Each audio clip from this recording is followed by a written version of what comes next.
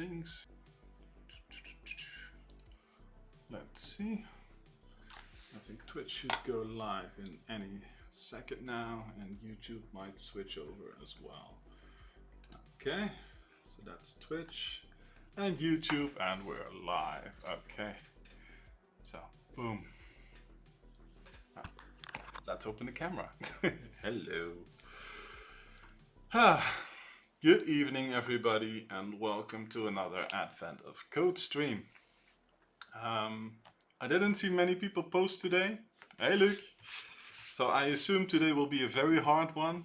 So let's see how things will fare today. Hey, Marte, welcome. I did something kind of funny. Let me just enable it. Hey. This is actually something I made for a website once, and I just thought it would be a fun thing to like have a scene transition. That makes it. Luke says I skipped today, too busy with other crap. The Matrix, yeah. There's a whole like Easter egg involved in it as well, but I thought it was funny. I made that a few years ago, and I never really used it for something. I figured, well, it's too cool not to. So this is just a browser source that, like on a canvas, repeatedly draws semi-transparent to get that nice effect, and it has like, it only uses letters from my name and zeros and ones, and I'll go over that sometime, but yeah, I just figured it would be a fun addition to like use sometimes. So yeah. I wonder how Smab is doing. He had an eye thing yesterday, and I haven't seen him since, so I hope he's recovering well.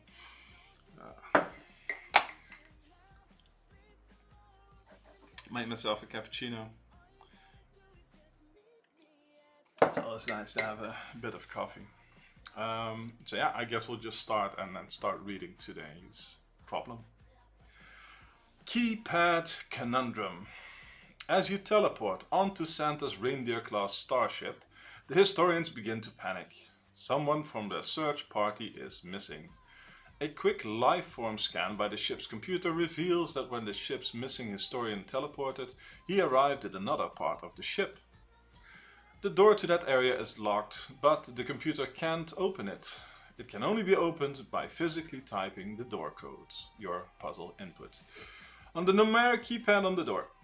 The numeric keypad has 4 rows of buttons, 7, 8, 9, 4, 5, 6, 1, 2, 3, and finally an empty gap followed by 0A. Visually they are arranged like this. Okay, I already like the start. Let's hope I don't come to regret it. Amata says, I've been busy for a few last days, skipped like 1 or 2 days. I think I'll have to crunch AOC tonight or tomorrow. Yeah.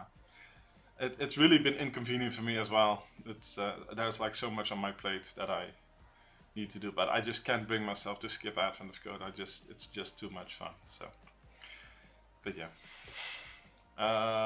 Unfortunately, the area outside the door is currently depressurized and nobody can go near the door. A robot needs to be sent instead.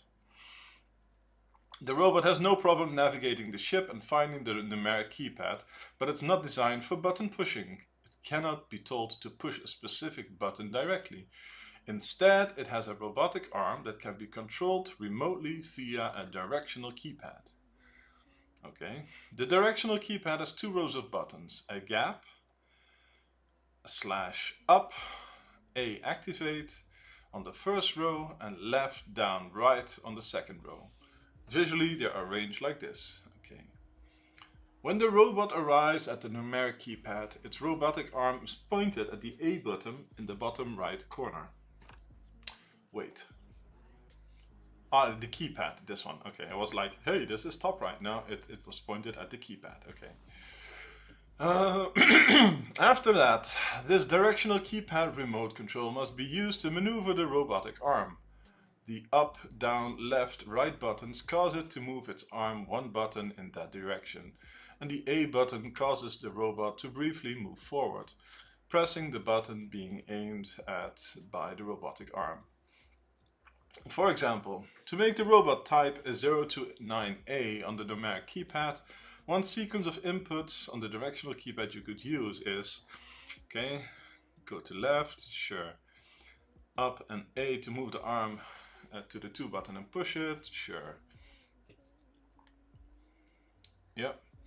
In total, there are 3 shortest possible sequences of button presses on this directional keypad that would cause the robot to type 0 to A9. Okay? Unfortunately, the area containing this directional keypad remote control is currently experiencing high levels of radiation and nobody can go near it. The robot needs to be sent instead. We already read that. It was depressurized. And this is the, okay. So you have 2 robots. When the robot arrives at the directional keypad, its robot arm is pointed at the A button in the upper right corner. After that, a second different directional keypad remote control is used to control this robot in the same way as the first robot, except that this one is typing on a directional keypad instead of a numerical keypad. There are multiple shortest possible sequences of directional keypad button presses that would cause this robot to tell the first robot to type that on the door. One such sequence is blah, okay. Unfortunately, the area containing the second directional robot, the directional keypad remote control is currently minus 48 degrees. Another robot we needed to send in to type on that directional keypad too. There are many shortest possible sequences of directional keypad button presses that would cause this robot to tell the second robot to tell the first robot to eventually type that on the door. One such sequence is that. Okay. Unfortunately, the area containing this third directional keypad remote control is currently full of historians, so no robot can find a clear path there. Instead, you will have to type the sequence in yourself. Where you choose this sequence of button presses, here are all of the buttons that would be pressed on your directional keypad, the 2 robot directional keypads, and the numerical keypad. Okay. In summary, there are the following keypads: 1 directional keypad that you're controlling, 2 directional keypads that robots are using, and 1 numerical keypad or door that a robot is using. It's important to remember that these robots are not designed for button pushing. In particular, if a robot arm is ever aimed at a gap where no button is present on the keypad, even for an instant, the robot will panic unrecoverably. So don't do that. All robots will initially aim at the keypad's A key wherever it is. To unlock the door, 5 codes will need to be typed on its numeric keypad. For example, blah, okay. For each one of these, there's a shorter sequence of button presses you could type to cause the desired code to be typed on the numerical keypad. The historians are getting nervous. The ship's computer doesn't remember where the missing historian is trapped. Whether the missing historian is trapped in the area containing a giant electromagnet or molten lava. You'll need to make sure that for each of the 5 codes, you find the shortest sequence of button presses necessary. The complexity of a single code like blah is equal to the result of multiplying these 2 values. The length of the shortest sequence of button presses you need to type on your directional keypad. In order to cause this code to be typed on the numerical keypad, this would be 86. 86. The numeric part of the code, ignoring the leading zeros for 0 to A, this would be 29. Okay. In the above example, complexity of the 5 codes can be found by calculating the blah, blah, blah. Okay. So that's a lot of reading. And only half of it registered, so let's get coding as always. Yeah, we just break it down into parts and see where it leads us. Boom, boom, boom, boom. Day 21. Day 21.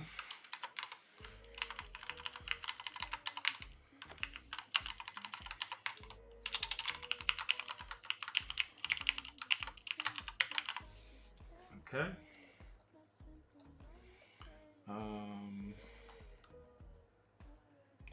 Let's map out const string numeric keypad is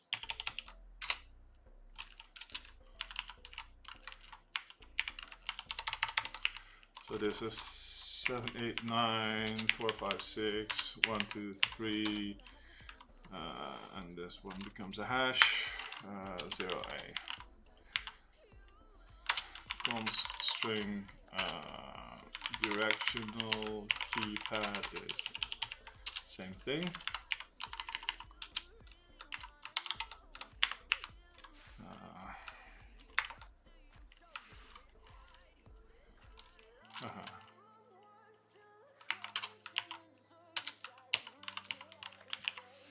this.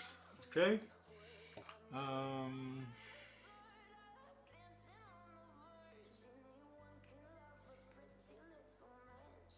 I think I actually have constants for this. I wonder, can I do this and then do like this? Sure. Dir dot up marker. And now it's completely effed. Oh yeah. It's fine.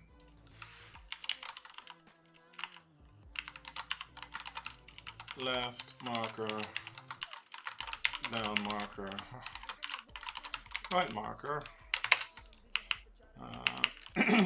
const char activate marker is A. Like that.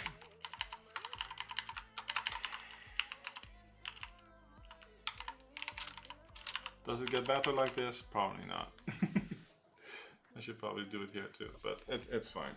Activate marker, wall marker. So I'm just gonna undo this because it's ugly AF.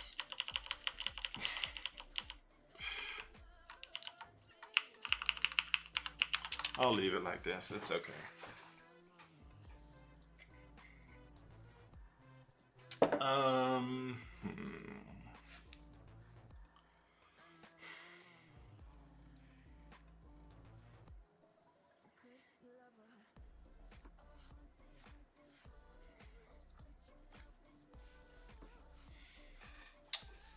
So what we probably need is to have like a dictionary with like the shortest path between everything, which is fine.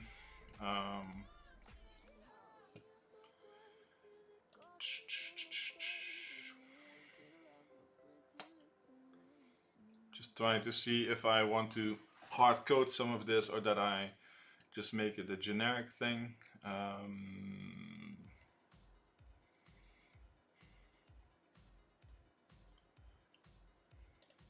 Let me think. Because basically I can treat each one of these as a grid, right? So I can do grid, numeric grid, directional grid, string, numeric raw, directional raw. Then we have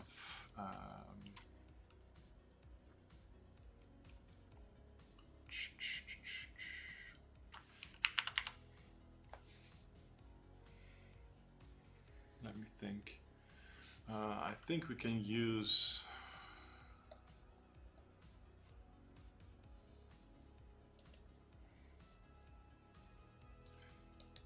it will be a list of types, right? Sure. Oh, yeah, that spells trouble.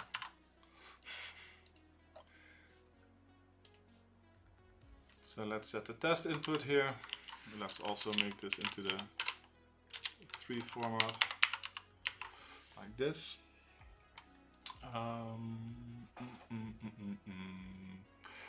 So we also have like a string array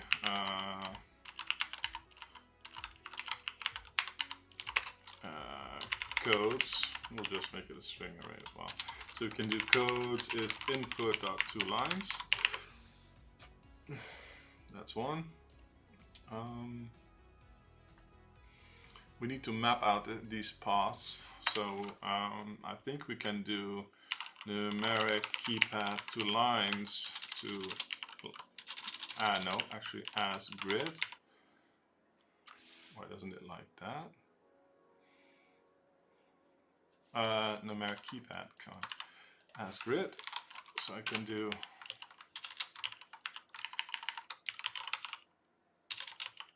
to grid. That's the one. So we do numeric grid.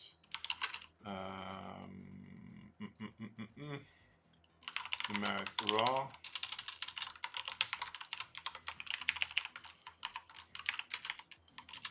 Like this. Same for the other one. We do the directional grid. Directional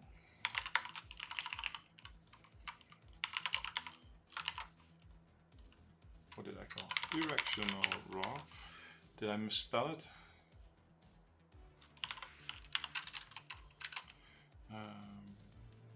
Yeah, okay.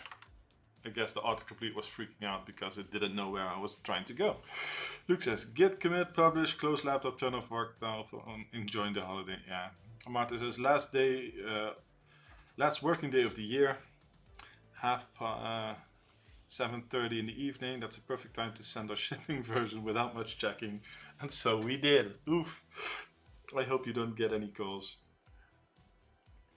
So turning off that work telephone, they might not be thankful for that.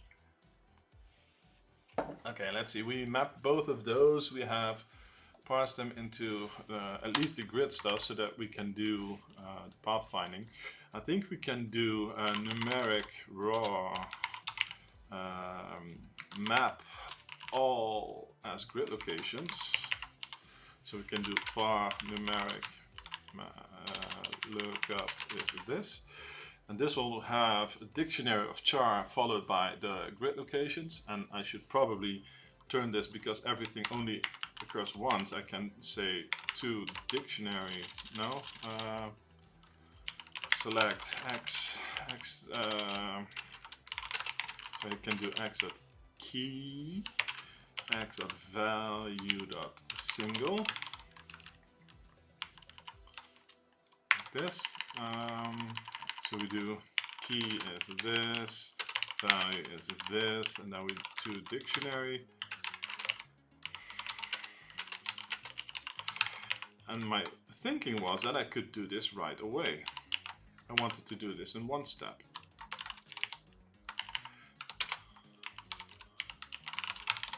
Right? Shouldn't it let me do this? Yeah. I wonder why I'm struggling with autocomplete today, because every time I just tried doing this and it wouldn't let me. So var numeric lookup is this. So now we have every character mapped to its grid location. Okay, or saying like I'm missing a character there. Let me recenter all my screens. Something like this. Boom, boom, boom, boom, boom. That's for the numeric. I need to do the same for the directional. So we do directional lookup is directional raw. Same thing here. And we should make these available. So now we do it here. Directional lookup like this. Now we need to do like numeric lookup that keys dot get permutations to false for each.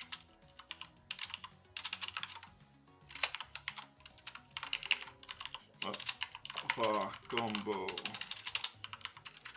in as value tuple.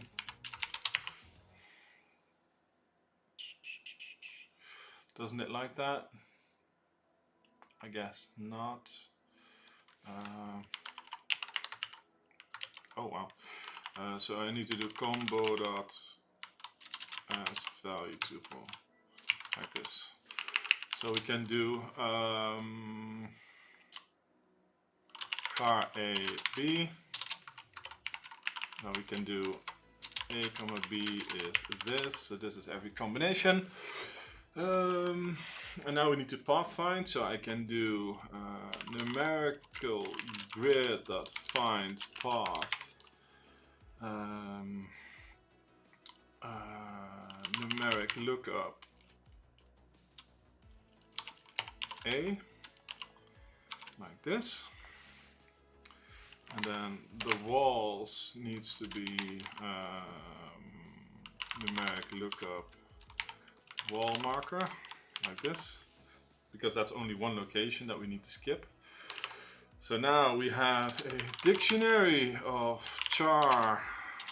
This is actually the key, and probably it can do the reverse as well. So we can do char, which is the key, a b Or we should probably sort these so that we can just always take. Will that bite me in the ass if I don't know the exact path? I'll just do everything double, who cares? I'll just add the reverse as well. And then we have, because this returns the actual step, right? So we do list, grid location. And we should probably know the directions instead of the grid locations there. So we can do find path.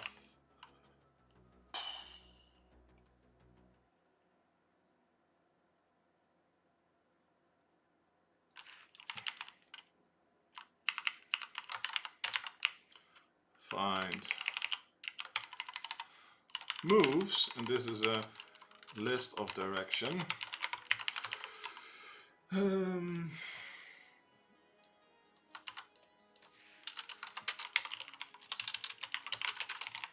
Like this. This one becomes a list. Never mind. List of direction is the path taken. And this starts out empty because we don't know which way we go. Get walkable neighbors with direction. If n dot location is that, sure, and this is n dot direction.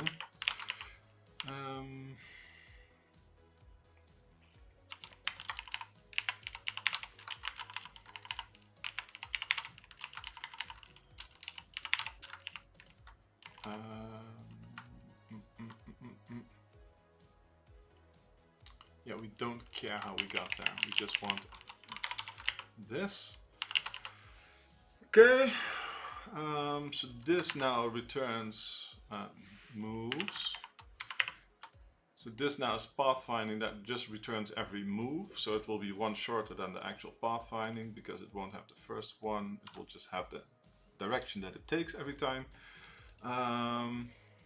So we don't pathfind, but we do a list of directions, shortest moves like this, and this becomes find moves.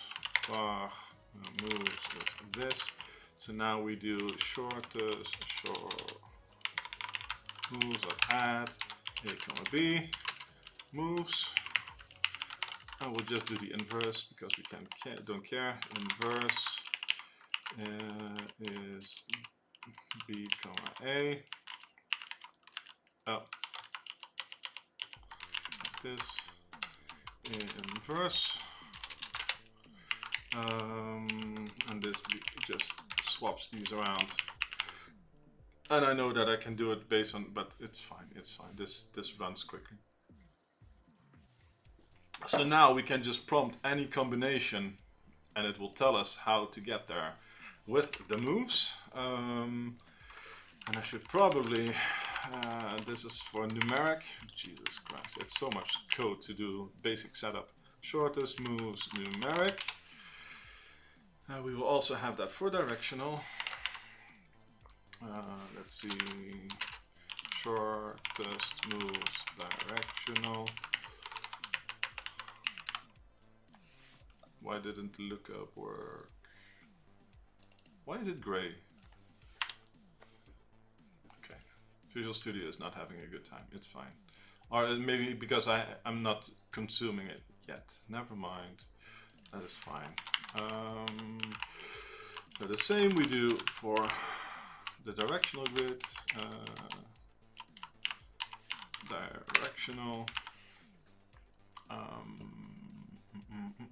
And then you will have like nested states because you have to keep track of how to push the other directional while the other needs to know how to move along the path, but that's fine.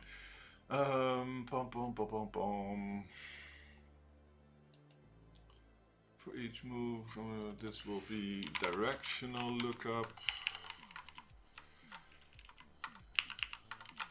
This becomes the directional grid. Find moves.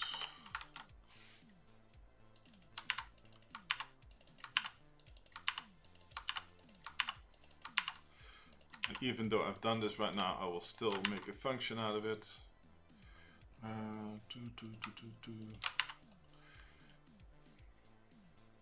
Will I? No, I'll just leave it for now. No. Oh. Directional lookup. Like this. Oh wow, what did I do? Ah, okay. It's okay, it's fine. But me repeating this block just makes me, because there's only two variables here. This is the result, this is the grid, and this is the thing. So it's like 3 things that you need to pass, and then you can do the rest. But it's okay, it's okay. I'm zen. It's okay. Boom, boom, boom, boom, boom. So now we mapped all the things. How this moves. This also needs to be directional. So now we know how to go from any point to every other point. And how many levels of indirection were there?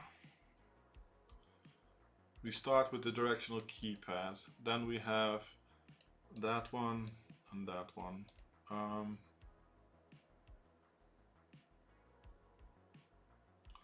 So we always need to work in reverse, right? Like the chain is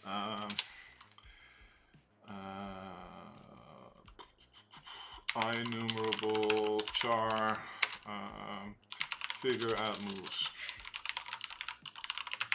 string code, something like this. And then we want to know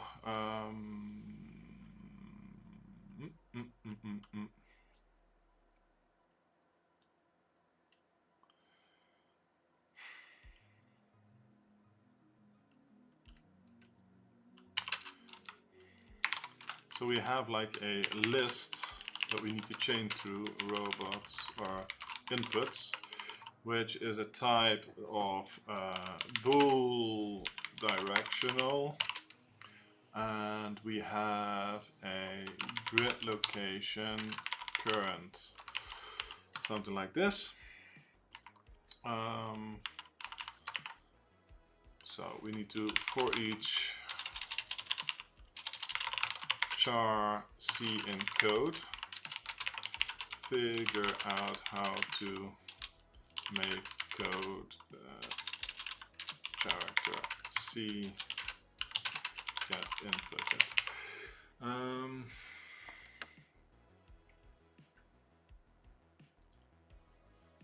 Let me think. And now we need to go like in the reverse, so you will need to go like for each var robot in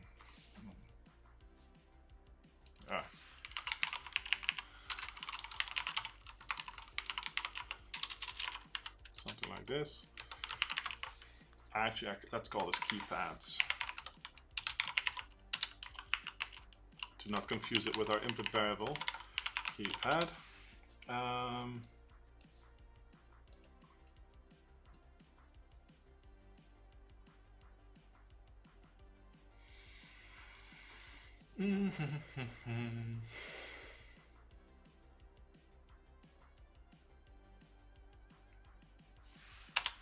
Var moves is if keypad directional,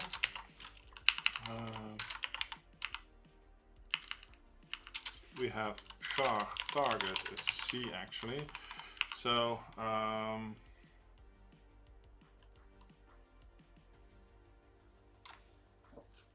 let me think.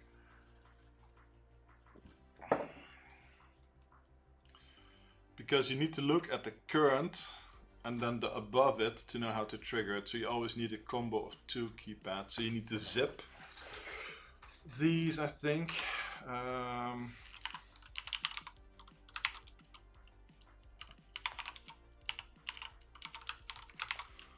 this.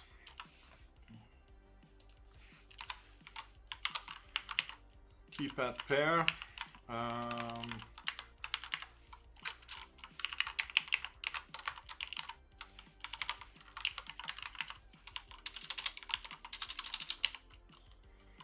First, so let's see. So this needs to be the deepest one. This will be the numeric one. So we'll take one and we'll look how to do it with the next.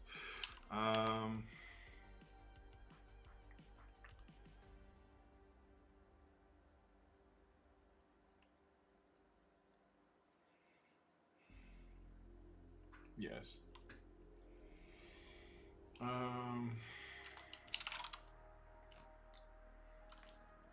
First dot current. Okay.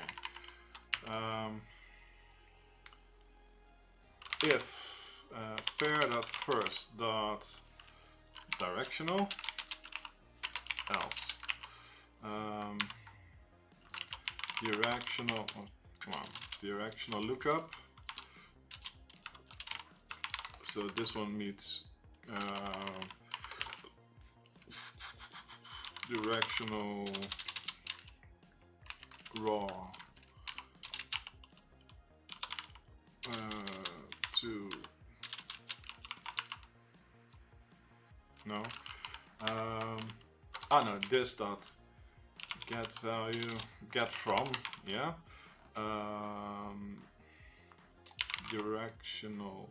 This is actually numeric raw, like this. So this will be numerical lookup. The first part is the current pad and it's on, and we need to go to target.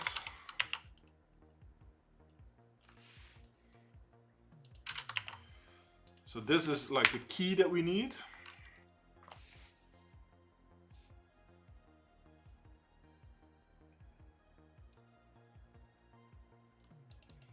Oh no, that's shortest moves numeric, that's it. Shortest moves numeric.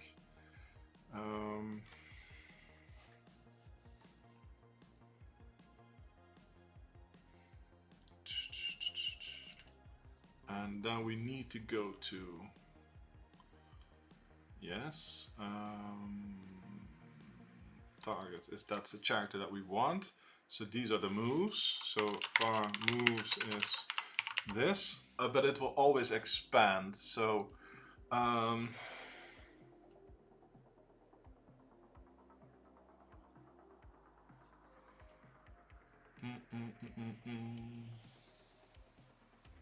this needs to be like a recursive function.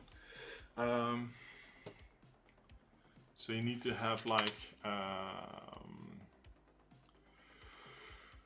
yes, IEnumerable. It's actually directional moves, right? It's always directional moves. Get moves. This one is, and it's a pair of these two. A, B. So these are the two keypads. So this is basically what you get. If A dot directional, otherwise it's this. So we get A dot current, and this one is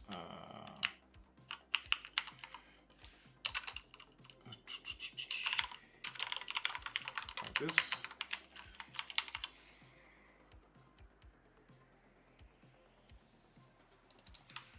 Let me see this.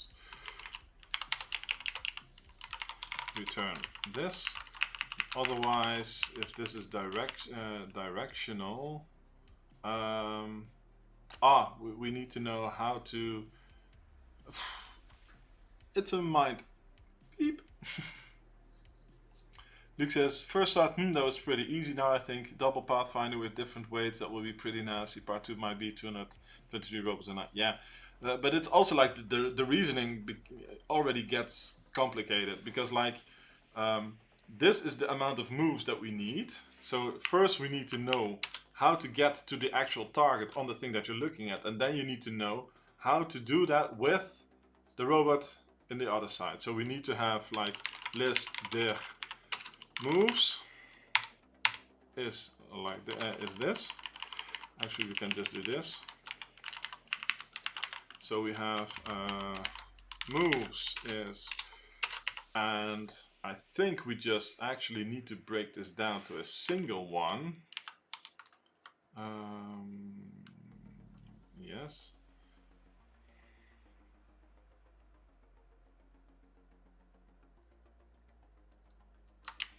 Because I think it's actually like this. We first need to do it for one, and then we can call it multiple times. So, sorry, like this.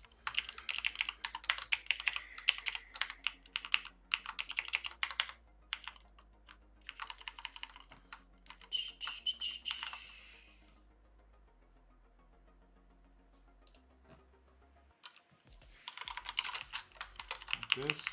And this one becomes shortest moves directional. And that means get from directional raw. Same thing. So now you need to have the double version. So that now you get this one with the AB version.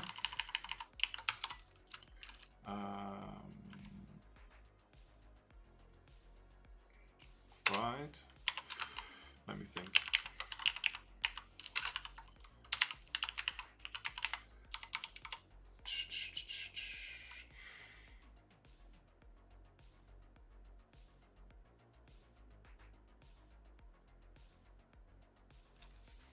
Let me think. You call, like for the first one, let's see, var moves is get moves. And this one would be see that, okay, this one here. Get moves, pair dot first dot directional, pair dot first dot current. We also need to know what the end state will be, where it ends up with. Oh no, that will be target, so we can just look that up, that's fine. Target.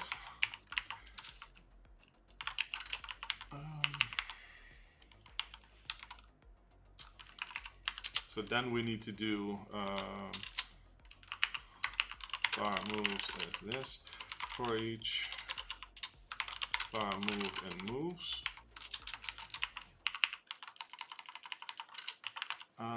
We need to find out how do we do that.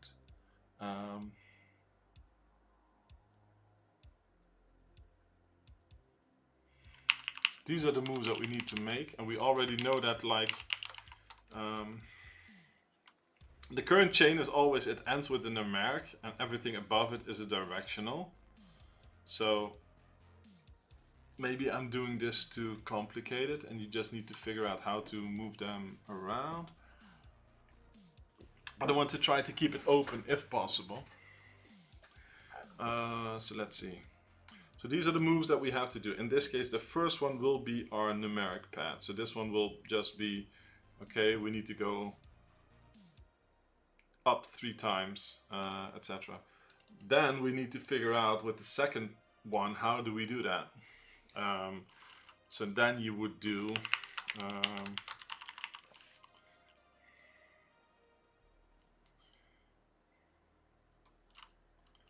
for each var move.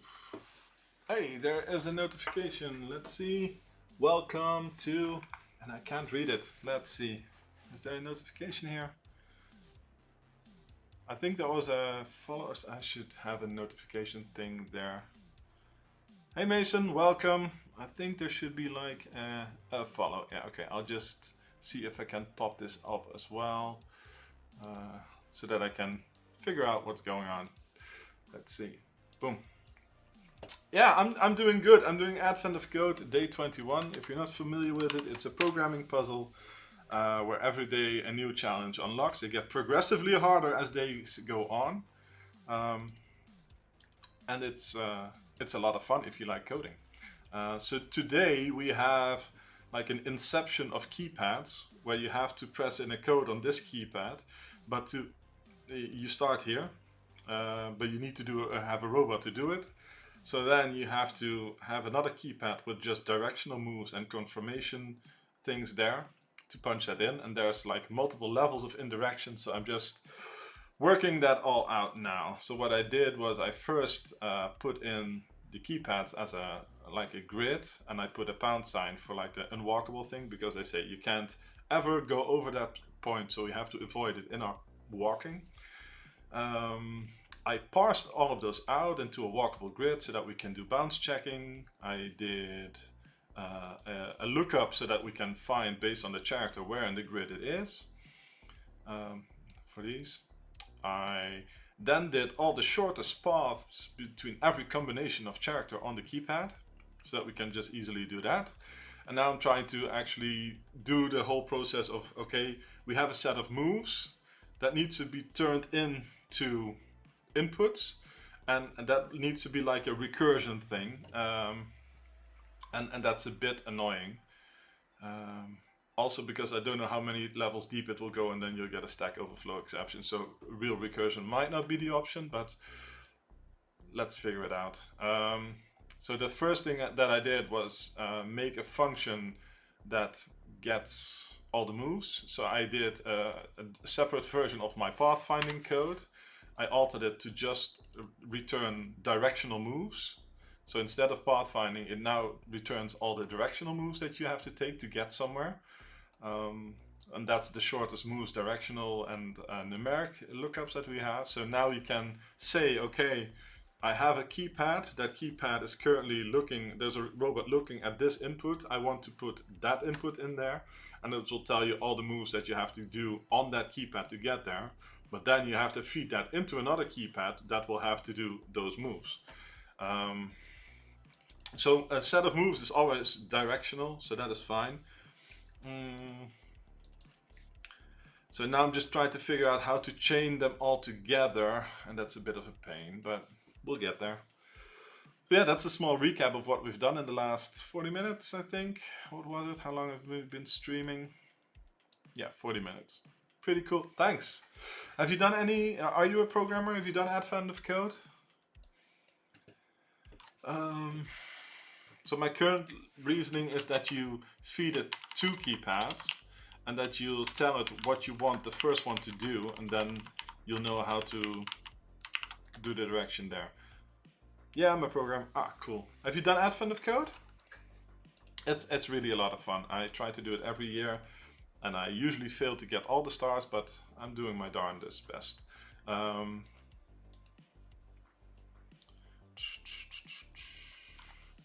Let me think. I have done the get moves. I haven't done it yet. I would like to. Yeah, I can highly recommend it. And the cool thing is you can also go back to previous years, so you can do previous years as well.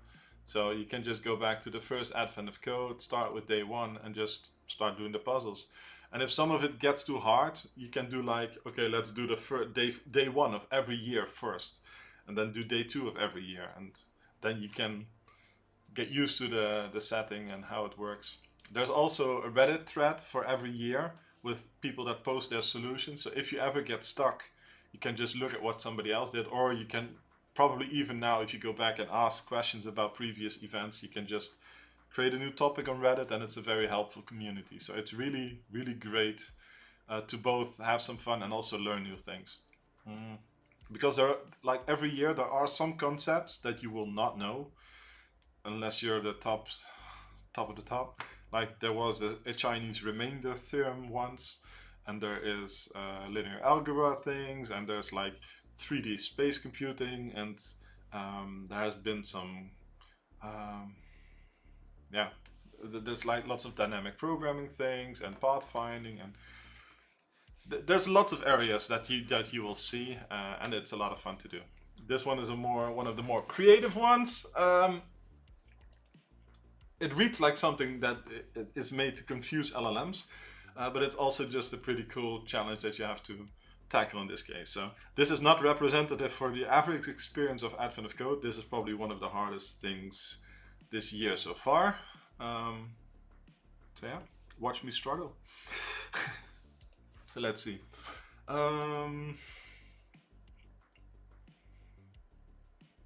Yeah.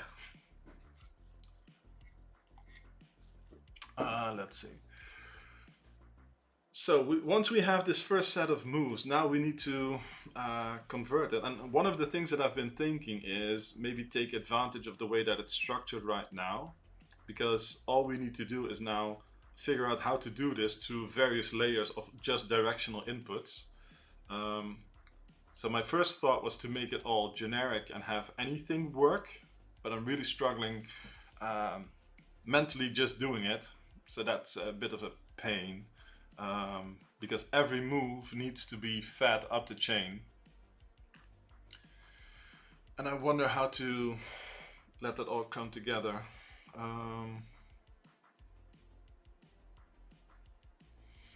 So it's like I could do this, like this get moves.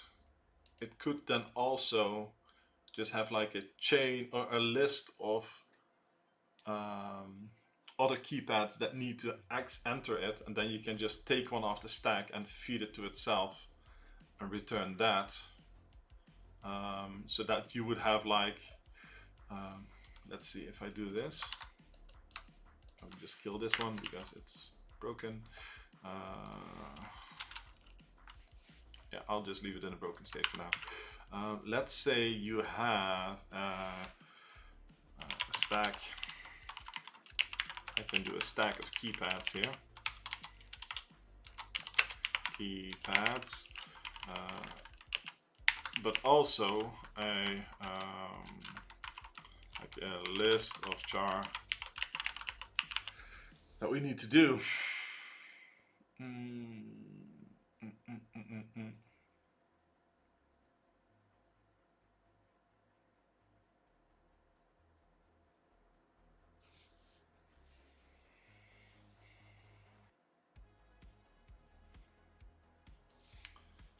So now you could just take one off, loop through these, and then figure out how to do them. Like var keypad is keypads dot pop. Actually, this could be a while loop as well. No, because we need to do that for every character every time. It's a hard problem. Because you need to do the same thing for every part of the stack.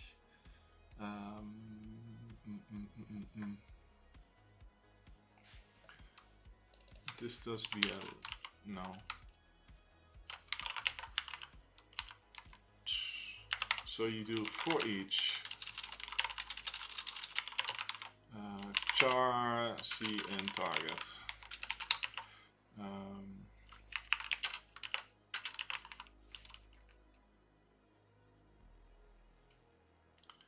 You do bar moves is get moves keypads take the first, no, just first.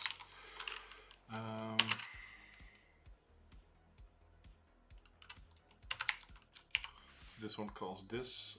I need to destructure that. Keypad this.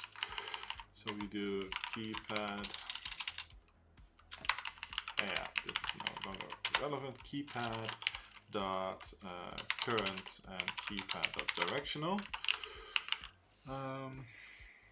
Yes. Wrong order. First it's type, then its location. So this gives us a move for every one of these. So then I can do but it needs to do it for the stack.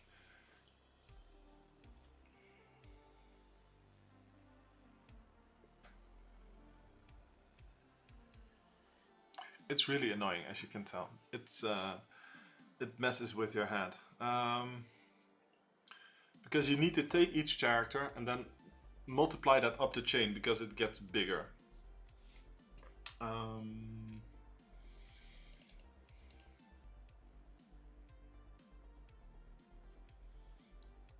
So you would then, you still need to do a recursive thing. You need to take one off every time, but you need to do this for every character here as well. You can't tackle the combo, so you need to do this character by character. Okay, back to this. But you need to do it for every keypad. Let me think.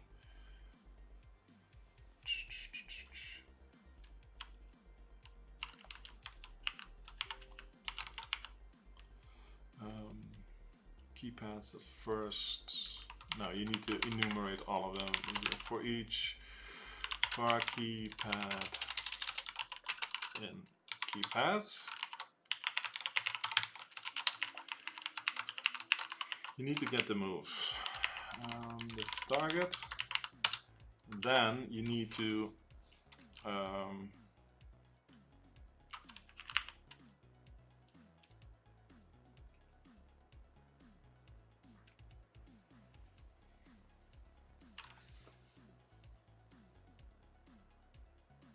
I should pop this in a queue. That's the thing that I need to do. So we have this thing.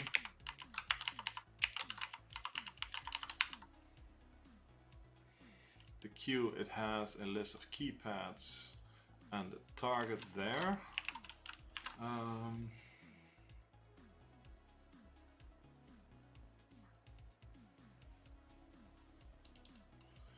But does this become a enumerable there? How do I make sure the order is correct? As you can see, it's really messing with me. It's hard to do it all in my head. So maybe I need to start stepping and just see how I can structure it. Let's see. Does this allow me to do that? Nice, okay.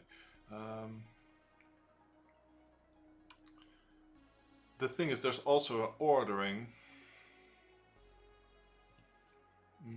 Oh no, it's a single thing here, so that is fine. Do I keep the amount of moves in here?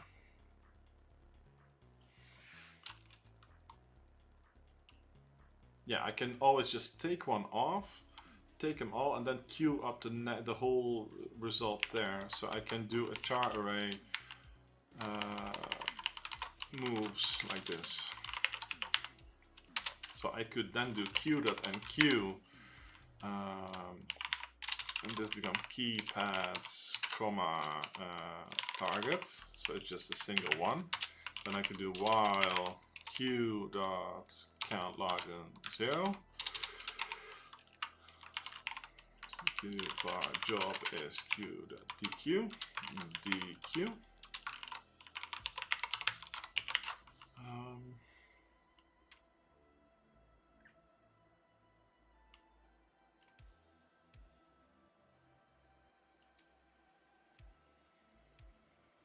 So it needs to do what it needs to do, but it also needs to have like the list of things that it already had to do.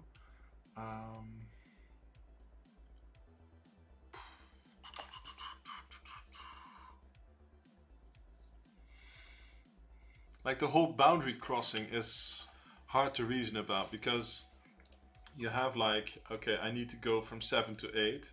Which means the robot above has to go to this one and then to this one to press it. And the same for the thing above, it has to... So I should probably just take one step and see how I can do that. So let me just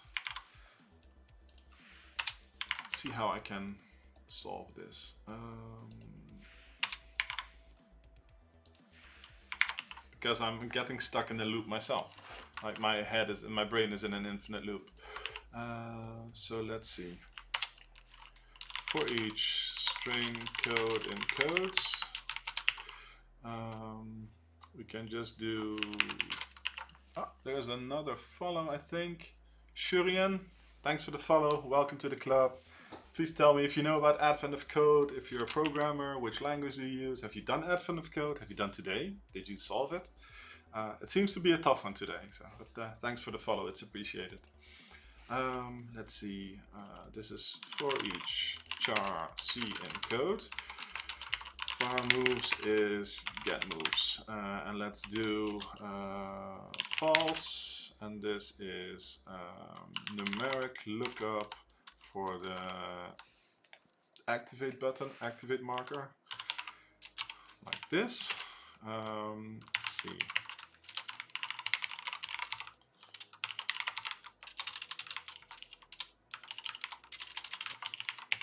Okay, console.writeline. Let's also keep track of the current. So do grid location, current is, and then it's this.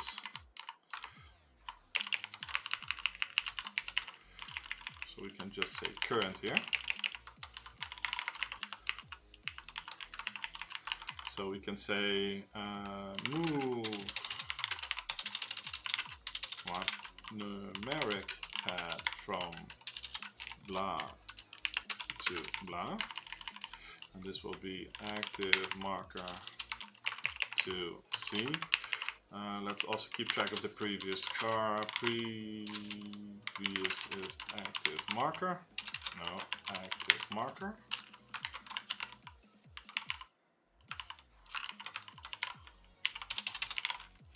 Activate marker. That's the thing. Sorry for that. Let's just see previous.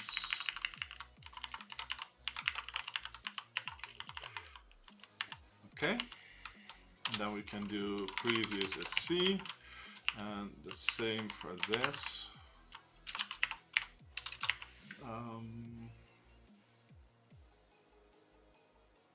Yes. String.join, string.empty, no, .empty, moves. Okay. Let's make sure that we run today's code. And let's just run this for the first one. Shurin says, hi, I'm not a programmer, but I've been watching Advent of Code and I find the stream entertaining. Happy to oblige. I need to turn this into the marker version. And it's only one move. Oh no, it combined them here. So let's see. We can just debug this like this. So it needs to go left, then it needs to go 2, so it's once up, then it needs to go to 9, so it's up, right, up. Sure, doesn't really matter which way because it's Manhattan distance thing. From 9 to A, down, down, down. Okay, nice. So that's the first layer. And now we need to translate this into a keypad that is here. So then you need from here to there, and then press the A, and then that one would have resolved. Which also means that we consume one token here and replace it with other ones. So let's see. Boom, boom, boom, boom, boom. Cheap viewers on, yeah, okay. This is, I should moderate this. Click to respond, and that doesn't work. Nice.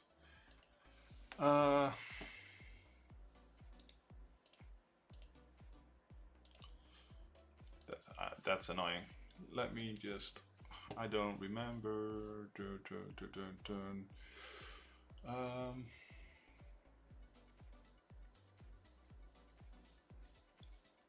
It's like the thing here. Can I ban him here? Let's report for spam. Sure, spam. Spam. That's good. Yes, it's true, and there's my email address, and let's block them, and that should be fine. Do I also need to remove everything?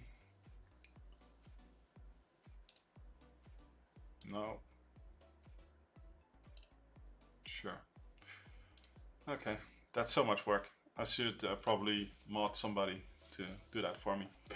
But yeah, let's get back to coding. Where were we? So like the pathfinding thing, everything that I coded so far works. It can find its way. Now we just need to figure out how to actually turn all those moves into something.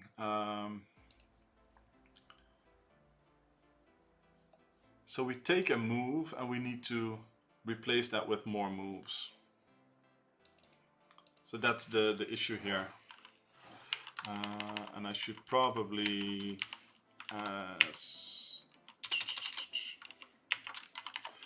because I have like my directional function. Let's go to the grid and go to dir. Not only something, but the shortest something. Yeah, I already do the shortest path things there. That's already taken care of.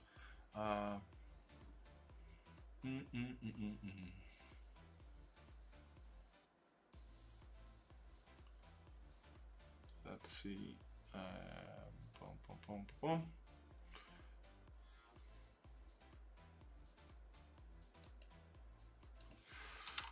I can do public char as marker. Let's do that. So I can do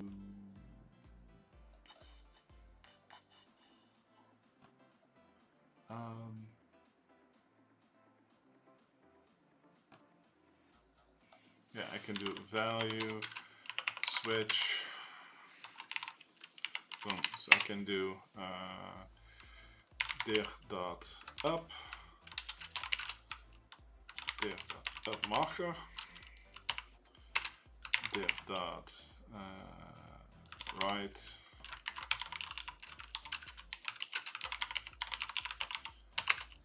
dir dot down marker, dir dot left marker, this string dot empty. Why doesn't it like that? String to char. Oh yeah, okay. Let's just it makes sense. I could do a null here, but I'll just do this. So I can do as marker there. Dot select like this. Alright, it's the property. Boom. So now if I run it, at least it will just be the arrow thingies, right? So that looks, well, not per se better, but more recognizable. So now we should do, but will it be the shortest path at the last keypad? Not sure what you mean, because it doesn't matter, because there's only one shortest path between things. For every step that you need to take, it will know the shortest path. So I think the whole shortest path thing, it would be weird if you took a longer path than need be.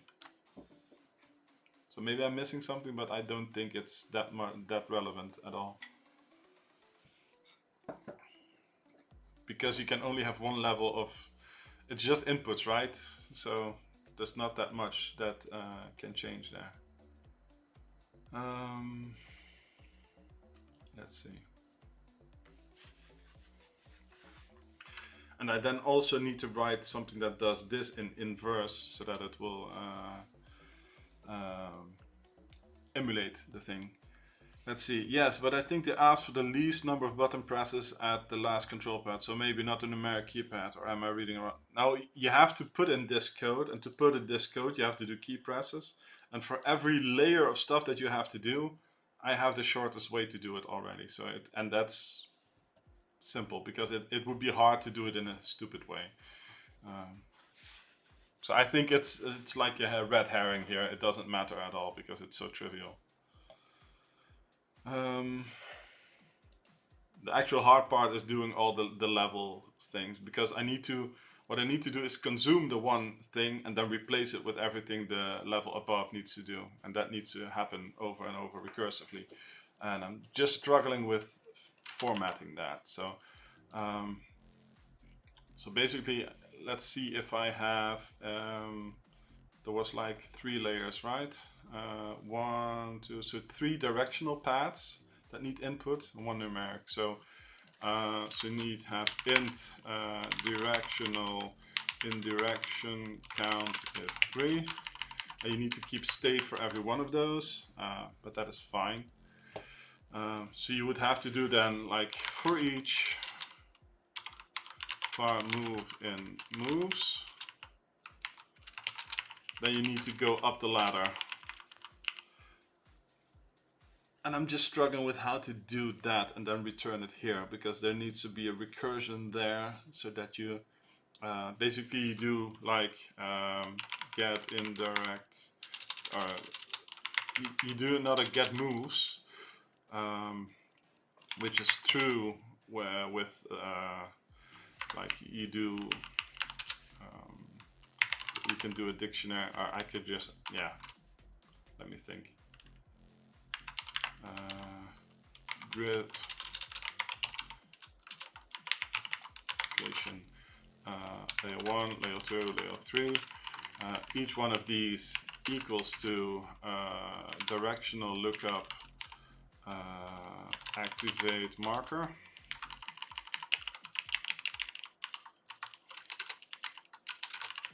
And we just try to not do it fancy and just do it the stupid way, and then find a way to make it neat.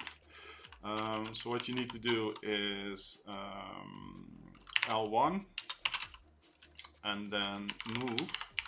So you have var L1 moves is this.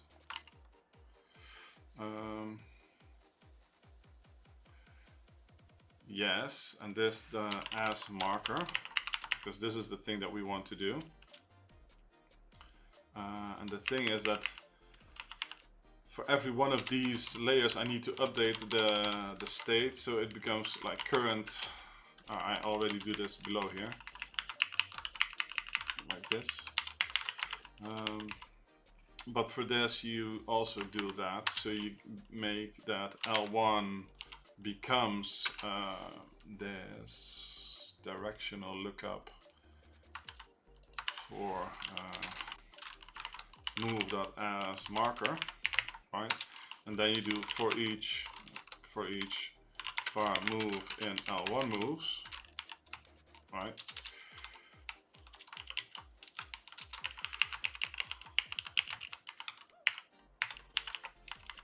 Like this. And you keep chaining this down 3 levels. So I'm just actually going to do this now and try to make this the thing work, and then we'll see if my thought is correct, or or if I need to go in a different route. So this one then becomes basically this. So you do L2 moves, L2,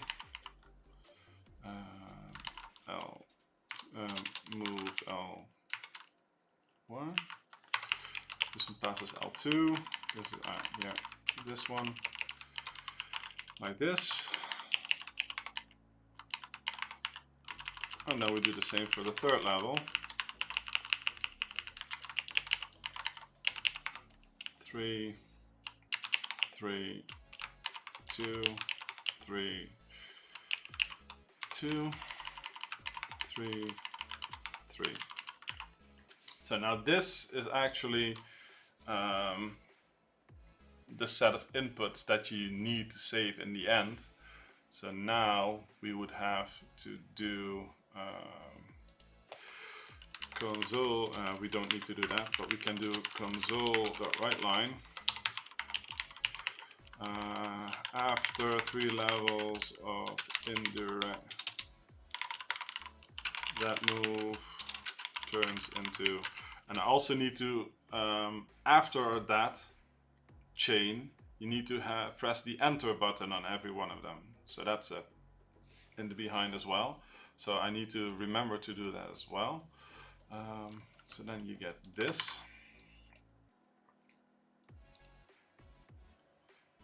and I actually need to add these. So let's see, list dir moves on L3 is blah. So now I can do moves on L3 add range L3 moves like this.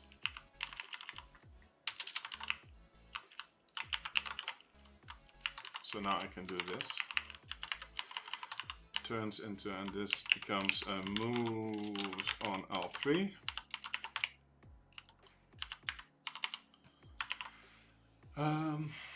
And I think this is the whole thing that we needed, but I'm not sure. Oh yeah.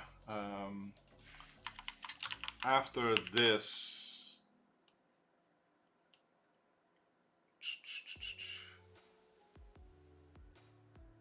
let me think. For every move, we need to do that, and then do a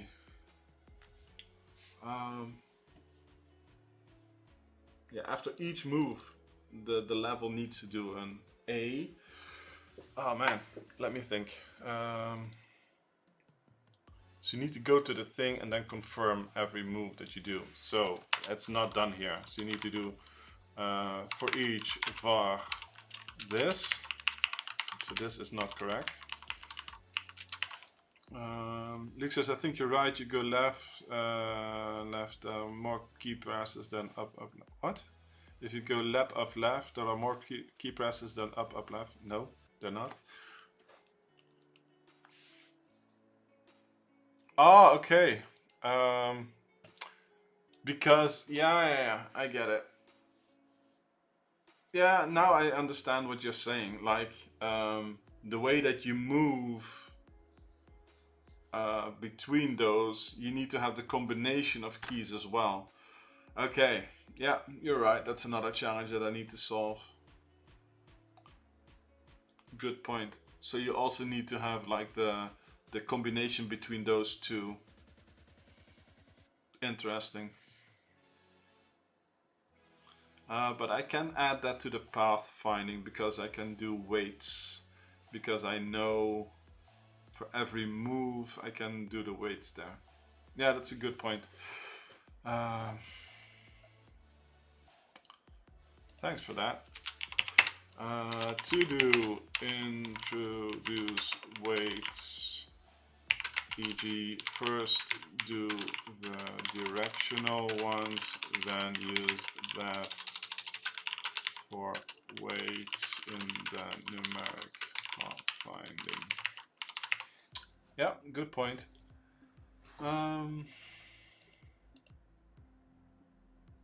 Because that determines whichever way. I didn't look at it like that yet, so thanks, because that would have caused me a bit of headache. Not that I don't already have a headache from this, but it's fine. For each move, we have the actual set of moves. Let's see. For each move, we get all the moves. We do all those moves, and then we need to confirm. No, we need to confirm every move.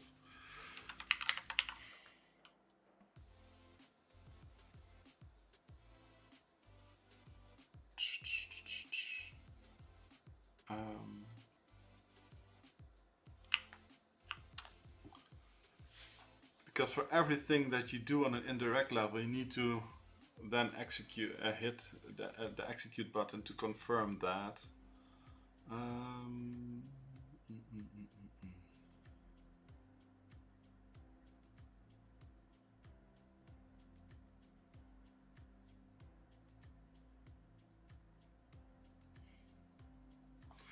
Man, this is making my head spin. It's so hard to reason about. Let me think. So we have those moves. If we're at the final one, and we know that we have to perform a few moves to get there,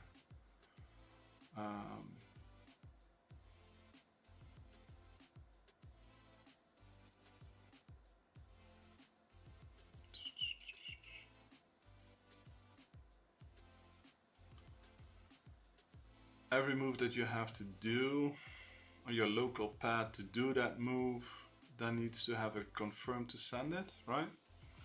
Is that true? That is Robin.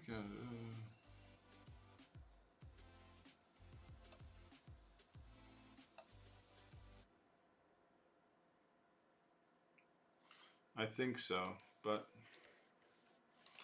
let me think. We have that one. I need to, because the moves that you need to do, it also needs to have an A after everything that you get from an indirect one, right? So left A. It says left down A. Okay. Oh, because it goes. Yeah, because it needs to go down. Let's see, what was the action key again? Action, no. Activate.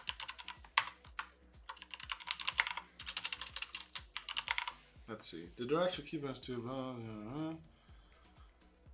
When the robot arrives, the number is pointed at the A button, the controller. After that, its directional keypad remote control must be used to. Yeah, up there. Sure. The A button causes the robot to briefly move forward, pressing the button being aimed at the robotic arm. Okay. Oh yeah, that is like punch in the current thing.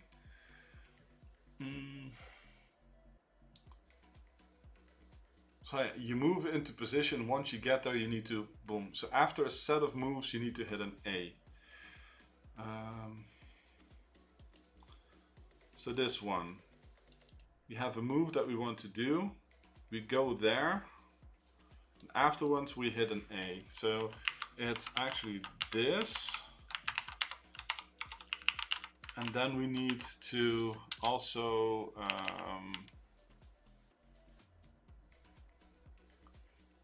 wait. It keeps tripping me up, man. Let's see. To do that on the other level, position it there and then you send an A command there. And Marta says, I'm not so sure they asked for the shortest path anymore. Maybe just a shortest path to type in the shortest path.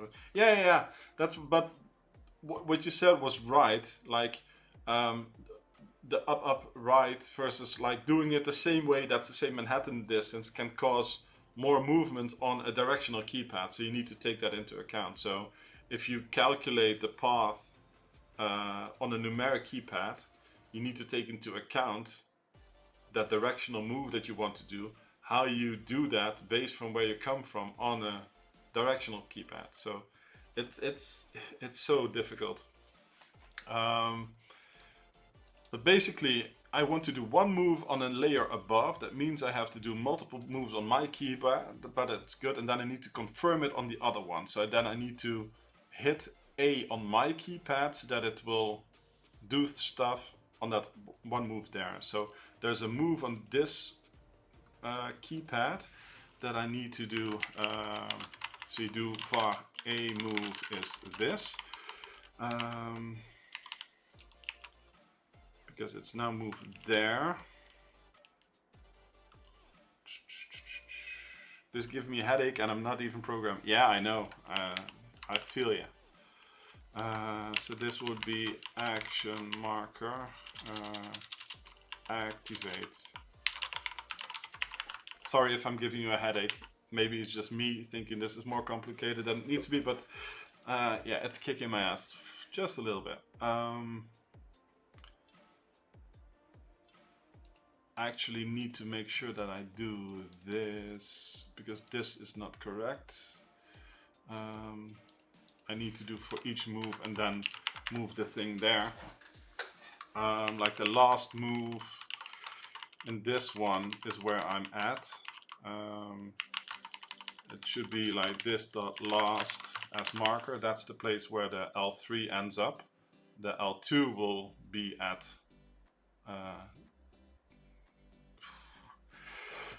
okay, never mind.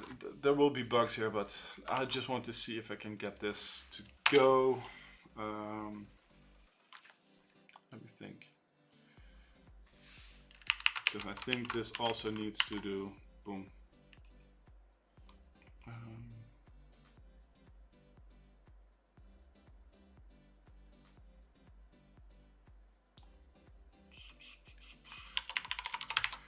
A move.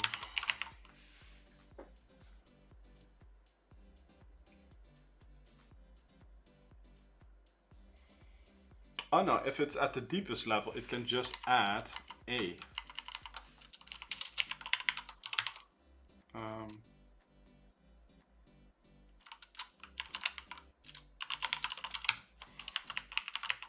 I think that's it. For the deepest level, you can just add the activate marker. The biggest issue is that you need to append an A as well. Let's see, get moves, it will be this.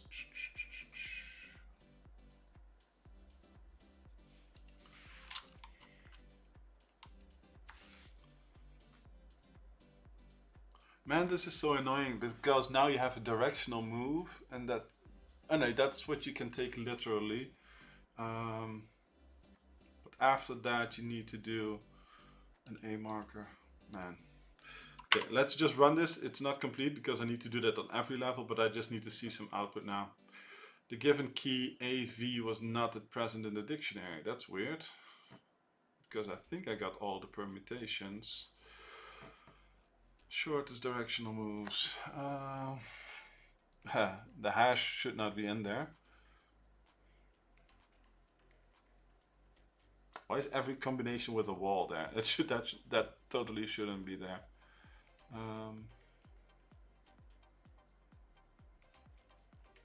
That is interesting.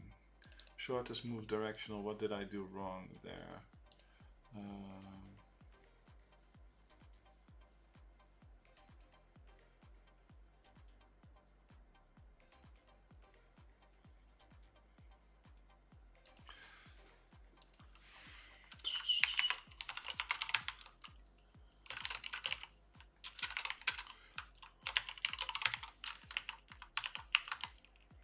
I wonder what this does.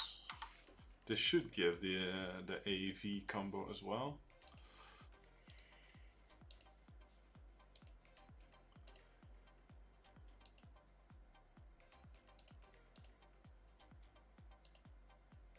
Yeah, this. Oh, it's an uppercase V, not a lowercase one. Okay. See, and that's why I needed to put in all the markers and not free-handed. So remember at the start of the stream when I was inputting string formats? There was a good reason for it, but let's see. Can't convert A into a valid direction. Okay. Yeah, that makes sense because that's not. Oh, that's for my string formatting.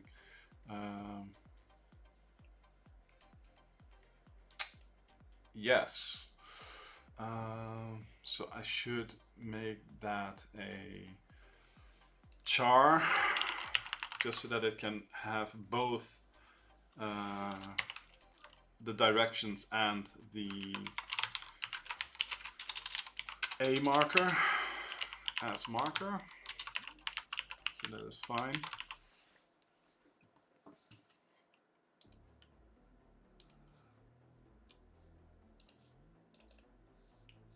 Chart does not contain. Oh yeah, now I can just do moves on L1 because it's already markers there. Boom. Given key left. Oh yeah, we don't have to do a move if it's there. That's cool. So we just need to make sure that we execute if we're already on it. Because basically, if it's there, it needs to put one up the chain, that it needs to hit that.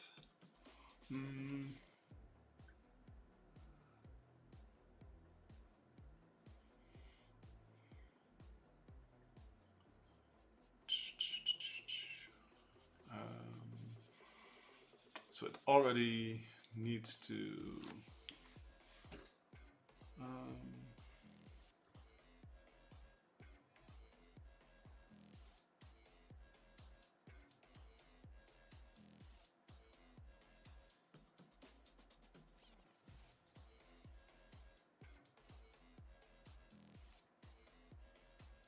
So if this one is already facing that way, if this one is already there, it just needs to send an A.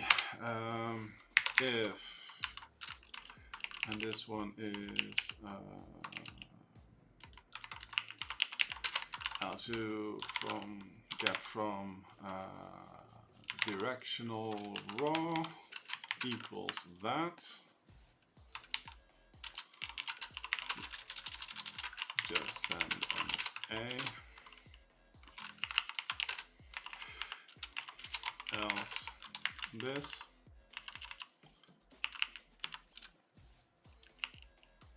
No, actually we can just do, because it needs to confirm every one of them, so we can just make sure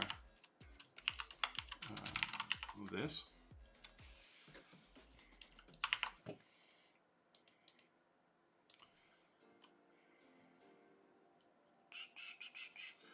Call stack, so this will be a level higher, yeah, so we will have the same logic here.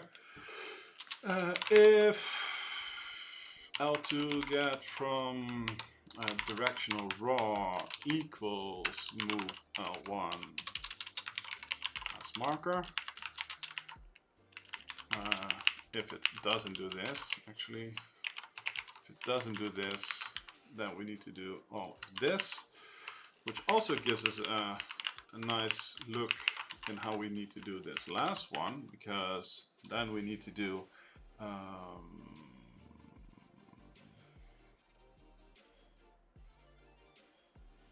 we need to send an A move to the upper one.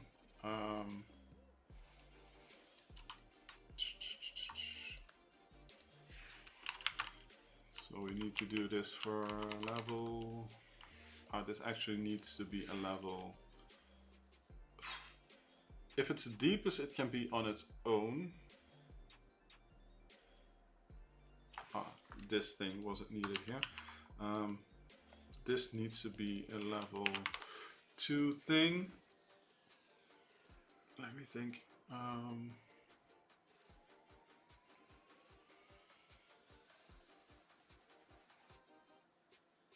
Yes. 2 needs to go to activate. And then you can have the same thing. Man, it's so complicated.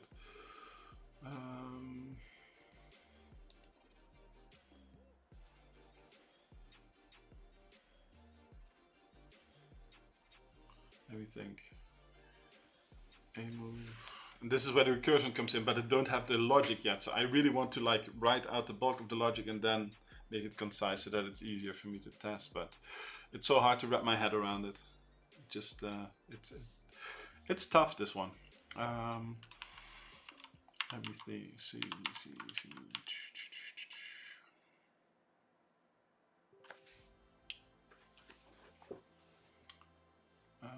It needs to do all those moves and then hit that marker.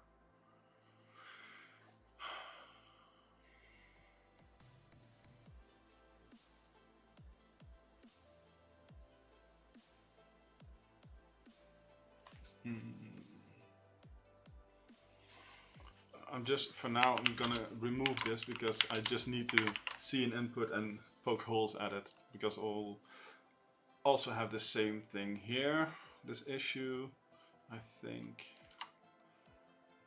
Yeah, it will be one level higher as well. So that's this thing, so we have the same logic here. If L1 get from directional raw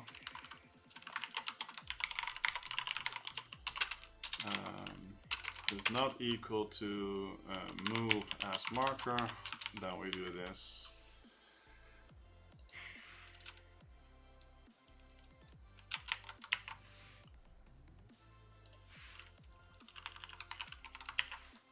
But we need to make sure that there's like an execute after every one of these. After each move there needs to be an execute that gets pounded down the line. So that basically needs like to do. L1 needs to hit the A. Right. And the same as here. To do L2 2 needs to hit the A. Hit A on deepest nesting.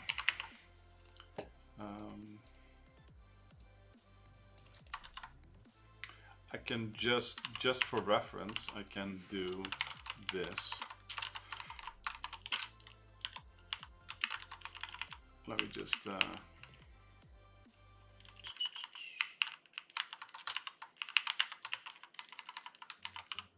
I'll just do it like this, just so that I have some reference there to see where I'm at. And I should probably join all of them.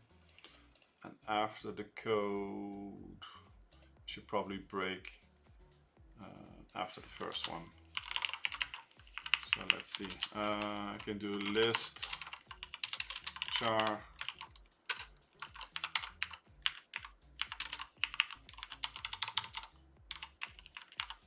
full input.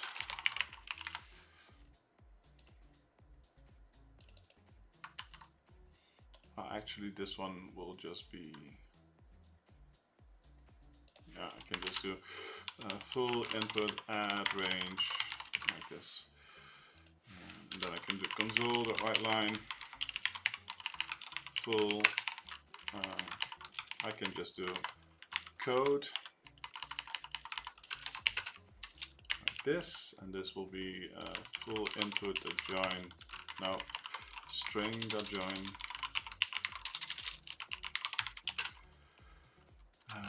Just string empty, full input like this. Why doesn't it like this?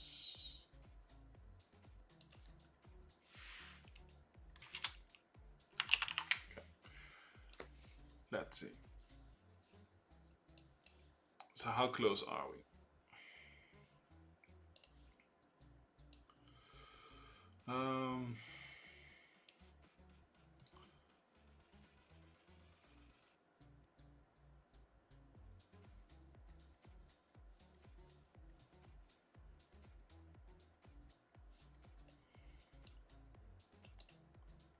That left one here.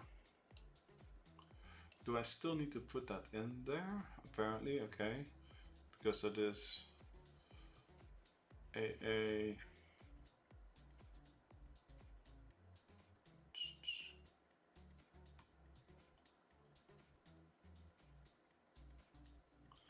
Okay, right, up. Oh yeah, because we also still have the issue that I might not have the shortest path thing there, so we should probably write that first. Man, there's so much stuff to do here. I really wonder what the... I just want to see the leaderboard for day 21. 23 minutes. Damn. Impressive. The leaderboard filled up after over an hour. So that just gives you an indication of how that went. Somebody did it in 9.5 minutes. Sheesh. I mean, okay, so the 100 fastest coders did this in 40 minutes. So I don't feel too bad for being in this quite a bit already. So yeah, it's a real challenge. Boom, boom, boom, boom, boom. So we need to make the path finding smarter. So let's make sure that we have the directional thing here. So now we can include the what do you call it? The weight there as well. So we should, let's see. Marta says one person on Reddit wrote that's what is happening when the problem is too hard for ChatGPT. They may have a point. Yeah, sure. But it's also a really hard problem for humans. At least it's kicking my ass pretty thoroughly. But I'm still trying to break it down into points, and I'm sure we can get there, at least for part 1. But yeah, I'm really curious what part 2 holds. But trying to first make this into a nice solution. So I kind of want to have the weights here, and I think I need to just have this function in here.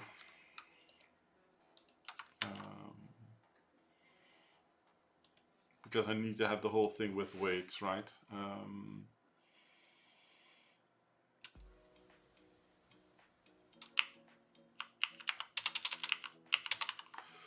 Let's see, how do I do this?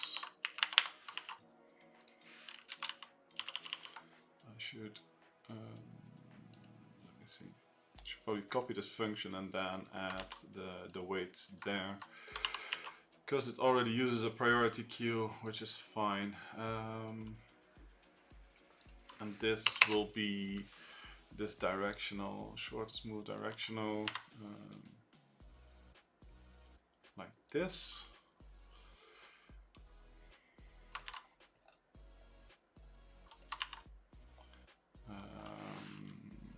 Directional move cost.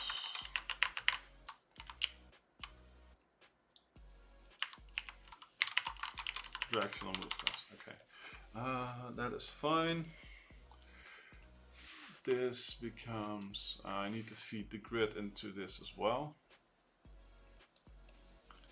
Let me put it, I keep moving my screen around, but like this. Let me think. This becomes the grid that I need to feed in. Let's do that first. Grid.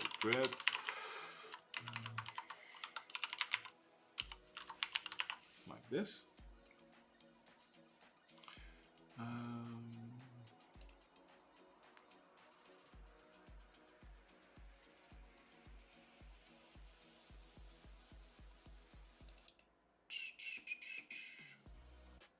I like this. I can't short it here. I need to do this trick here.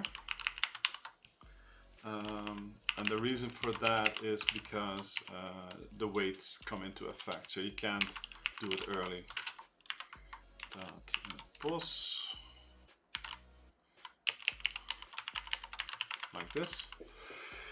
And the value that we need to have here is the directional move cost here. So the only difference here is that the weight doesn't add by 1, but we add it by the current, the actual amount of moves between where we are and where we're going. So we can do p dot path. Come on.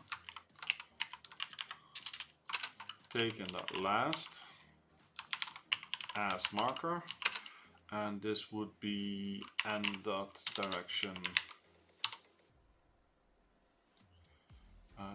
right?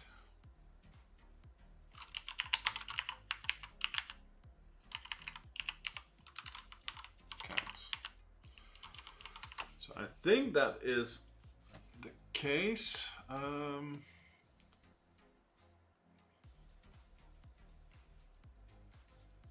The 3 shortest paths.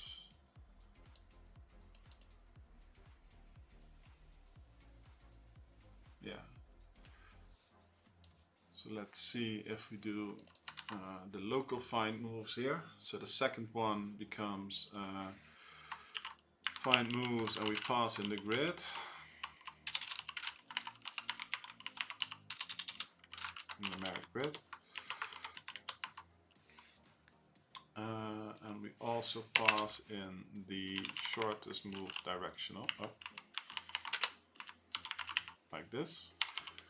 So now we have a chance at least to generate the proper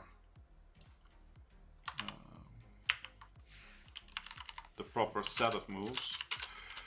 Shortest directional. So now our path finding for the numerical thing is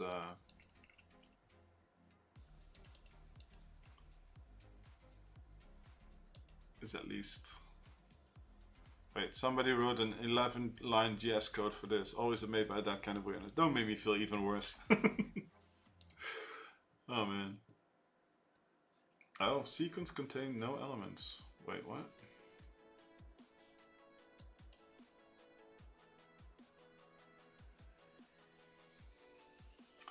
Path taken dot last. Okay.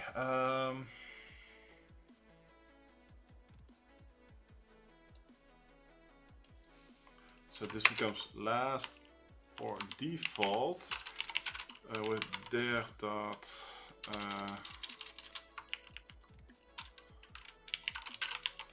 like this.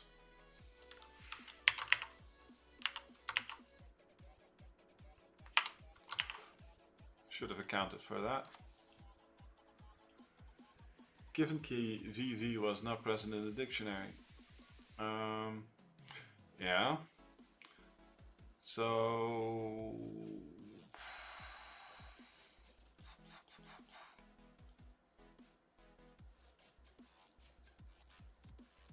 haha.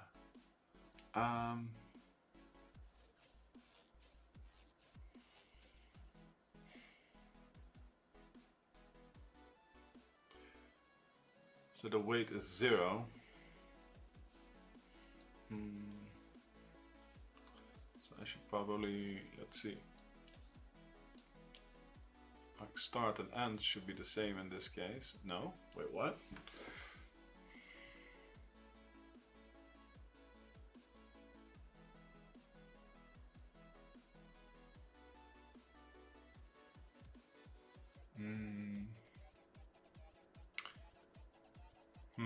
Wait, what's this?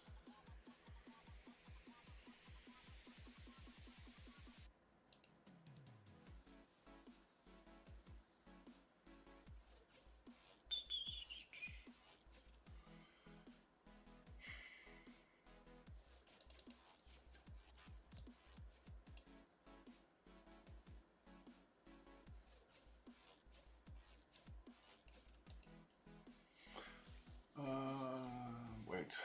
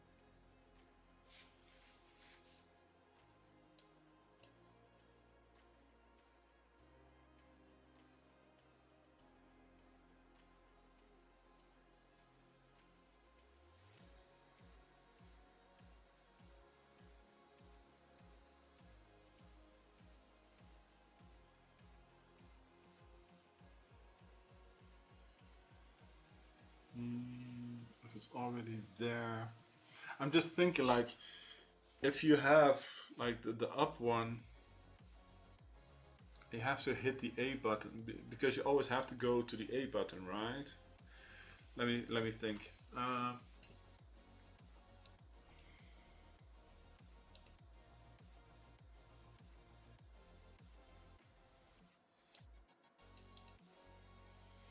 Isn't it that like these two are always shorter than these, and this one is even worse? Because this one takes 2 steps to go to the A.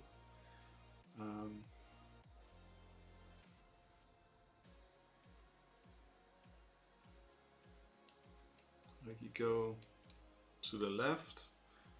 To go to the left you need to go all the way to here, and then all the way back to hit the A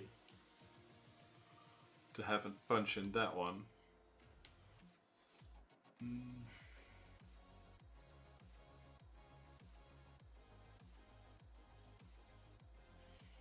Like if you have to go here, it doesn't matter if you go up or right.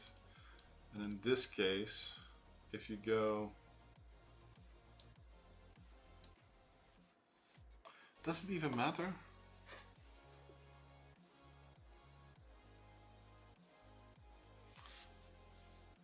Like if you go left 2 times and then down, or down 1 time and then 2 times to the left, it's the same amount of moves because it's a Manhattan's distance thing.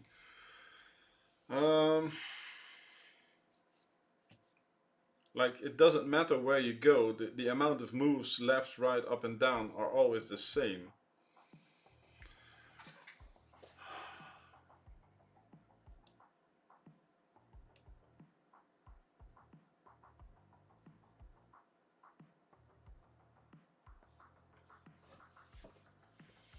Because it's not like if you can choose to not go left and do something else instead, you will always have to do the same amount of things to go left and down. So,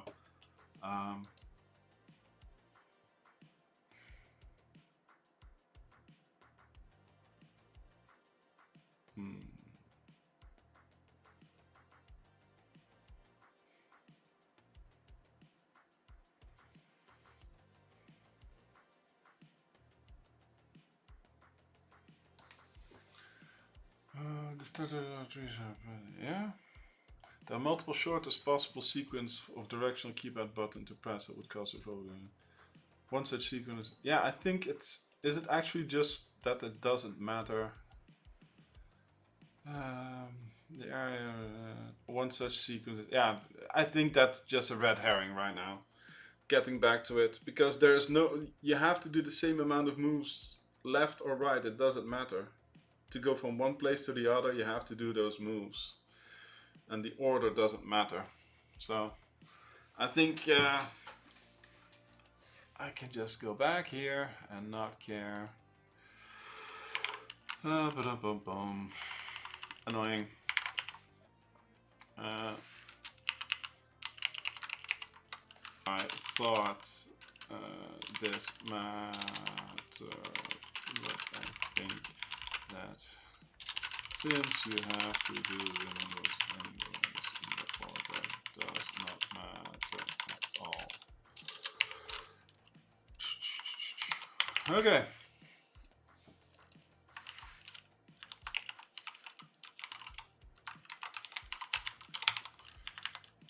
Back to that.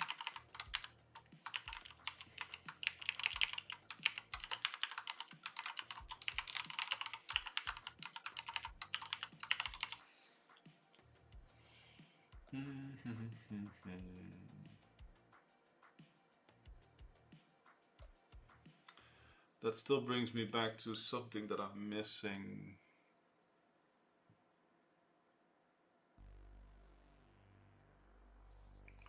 Because if I go back to what I did to do this one, right? They broke it down here. Let's see.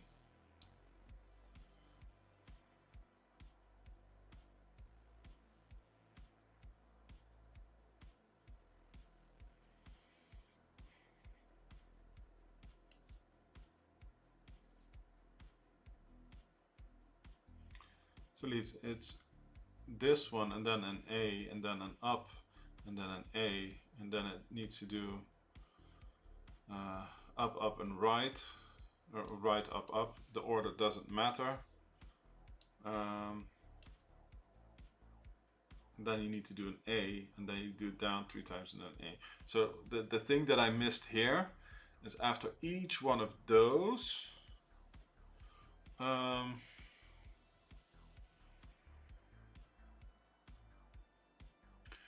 wait, let's see. Yes, okay.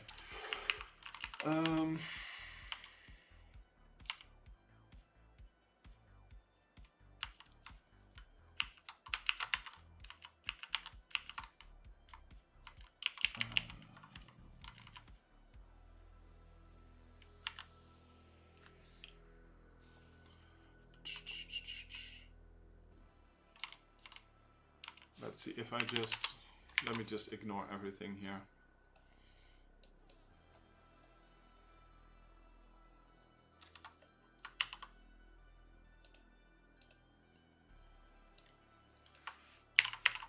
Let's just skip this,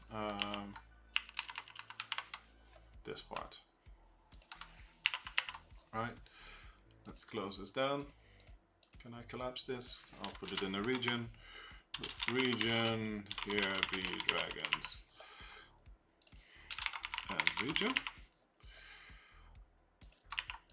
Okay, so we have full input. We can just add range moves. Full input of add a action marker. Activate marker, like this. Select as marker, like this. Okay. So if I do this, it should spit out this first level. Given key A was not found. Wait, what?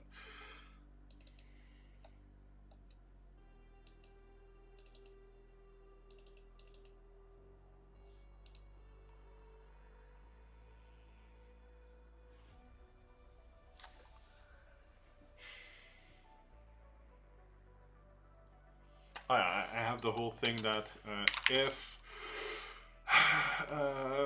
current get from numeric raw is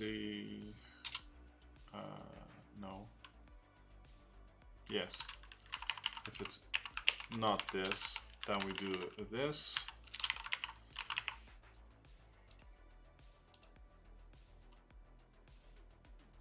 So now the first level thing, this one should match, given we're taking a few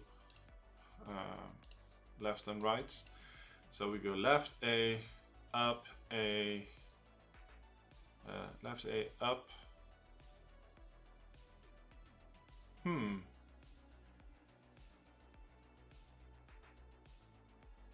Hey, okay.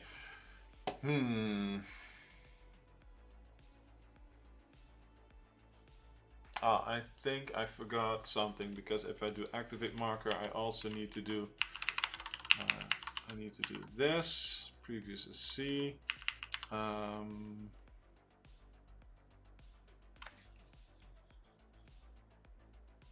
don't care, because I can just freely input that myself for the first layer. But then I also need to make sure that my current needs to get updated. Why don't I do that? Current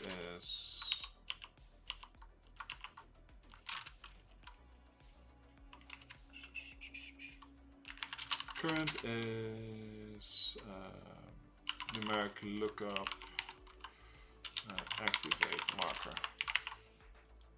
Does that matter?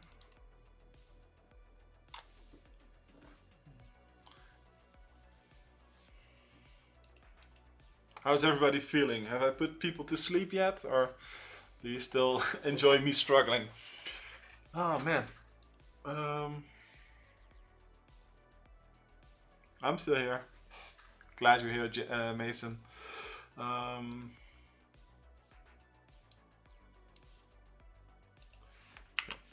If I don't add this, let me just do it like this again.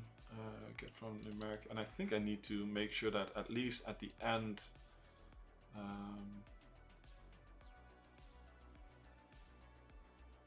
I need to make sure that the current doesn't matter. No.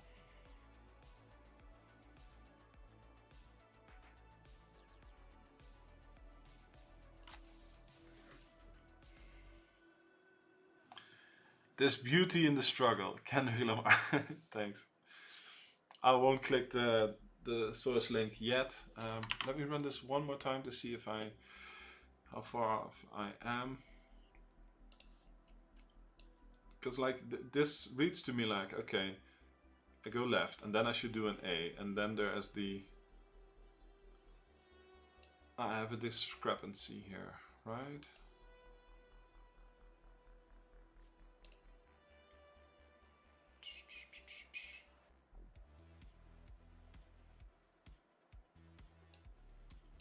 Go to 0, that's the left one, and then you should hit the A key.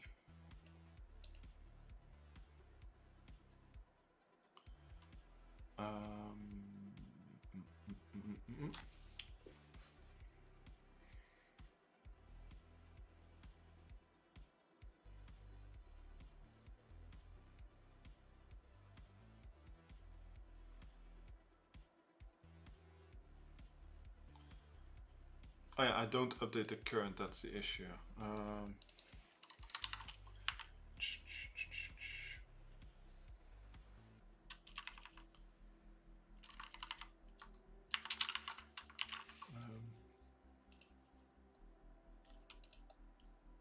Didn't I update current? Never mind. Gonna say current equals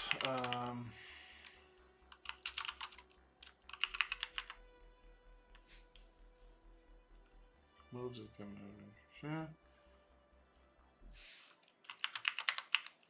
Yeah, if it changes, then we should do not previous, because I don't use previous here apparently. Ah, that's a character, yes. Ah, there's another follow. Manassas Makita. Thanks for the follow. It's appreciated. I'm doing Advent of Code, day 21. Have you done Advent of Code? Are you a programmer yourself? Always curious to hear about other people and how they fared, especially today since it's a really tough one for me. Is numeric lookup, and this would be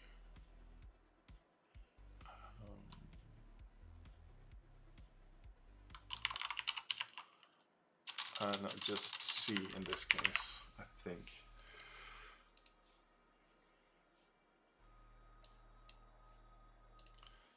So let's see, is this closer to what we have? Oh, wow. Thanks for the Prime sub. That's really appreciated. You're the second subscriber. I have Nineberry, who also gifted 3 subs to other people to save them from advertisements, which is really appreciated. Yeah, thank you. It's thanks, Mason.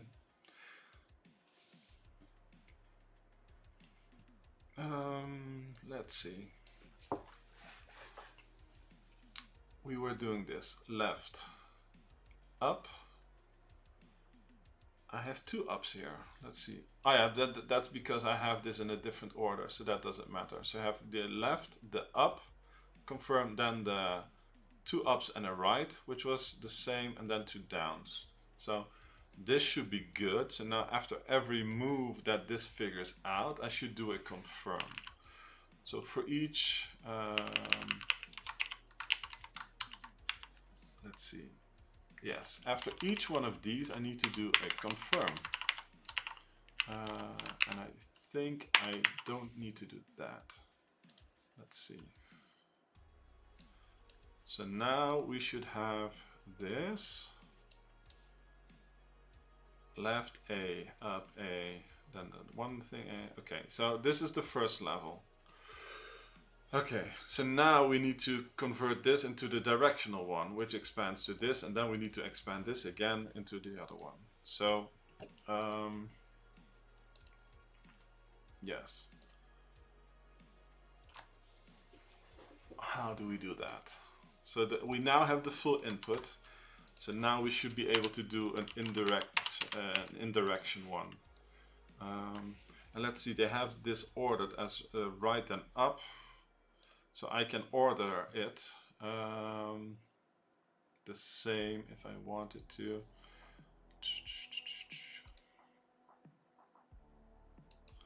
Kind of want to make sure that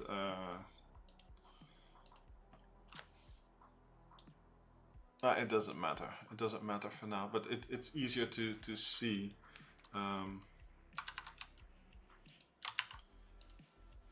Oh, let's see, day 21. We validated that this is correct, but let's use the example ordering to make matching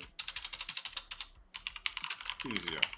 Okay, so now we do full input equals this dot to array, to list, actually, to list. not 2 lines, to list. Okay. So just for now we put this, and now we need to be able to process the secondary stage. So we do for each char C in full input. And I'm gonna get a quick drink, so I'll be back in a few seconds, right? I'll just leave you with my matrix animation for a second while I go grab a drink.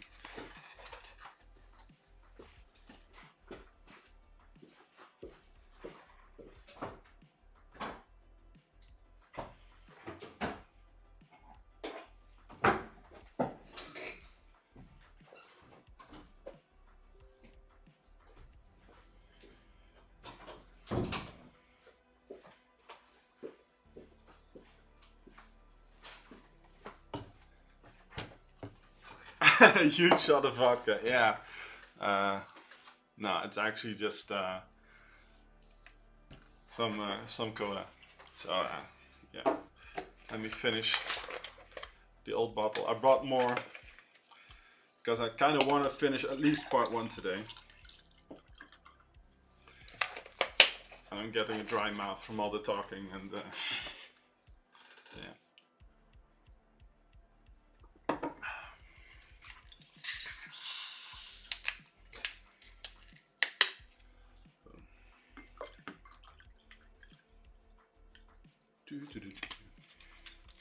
How do you like the matrix animation thing that I made? It's pretty cool, no? For those that missed it, I talked about it in the start. I created this once for something like a fun demo thing that I did. And if you look at it closely,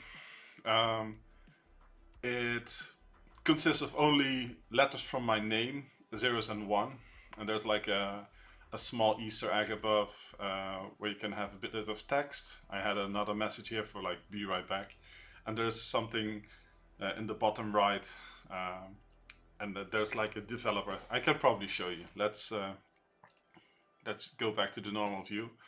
I think I have like a local test file. Yeah, like this is the file. And the fun thing is, like, if you try to open a develop console, if I hit like F12, boom, you get rickrolled. So that's pretty fun. And I also have like, there's a red marker here in the bottom right that sometimes reveals some text. I probably need to zoom it out a bit. So there's a hidden section here in the bottom right that sometimes will glow in red. And then if you mouse over that as well, because you're curious, you will also get triggered there. I should probably need to reload because I don't, on resize, I don't think I do it again. So yeah, if you mouse over that as well, you also get rickrolled. So that's something that I made a long time ago. I just thought that was pretty cool. And this is actually like a canvas, and it draws semi-transparent. That's why you get the nice fading effect. And I think it was really cool. So, and if you open the developer console, you get like some of that as well. So yeah, it's just something fun I made. I never really put it to use somewhere, and I figured, well, it's a fun effect for streaming maybe. So today I was like, okay, I'll add it as like this semi-transparent overlay. And it's like, hey, it's it's a fun thing with like a slow fade between all of them, and one that goes to black. So yeah, I thought that was pretty fun. But yeah.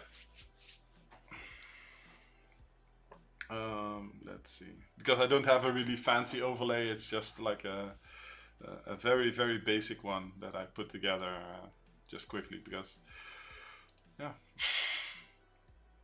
it was something fun to do. So let's see if we can build this one now. Yeah, glad you like it. Oh, it says you're watching without sound. Why does Twitch report that? That's fun. Did I stop the stream? The desktop audio? Okay. Let's see. Luke says you can create the overlay, but you can't press a button? It's a badge law, I swap it. Yeah, no worries. I was just curious. Ah, okay. It's not a status effect. It's like something that you can have as a badge thing. Okay. Yeah, yeah. It's a bit confusing, but yeah. I really like all this stuff that you can do to on Twitch. Like, if I ever get to the point where I solve part one, maybe you'll see like a emoji storm. Because I made like a for Advent of Code, I made like the star, so that is nice. At least I think so. But yeah, let's get back to coding. Otherwise, we're never gonna get there. So yeah, we solved this part. Now let's solve the rest. Let's see. Park Draco.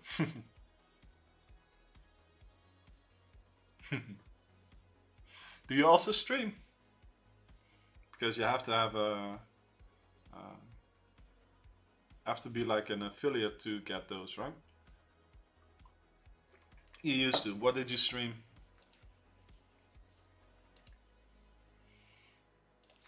I have. That was one of the reasons why I really wanted.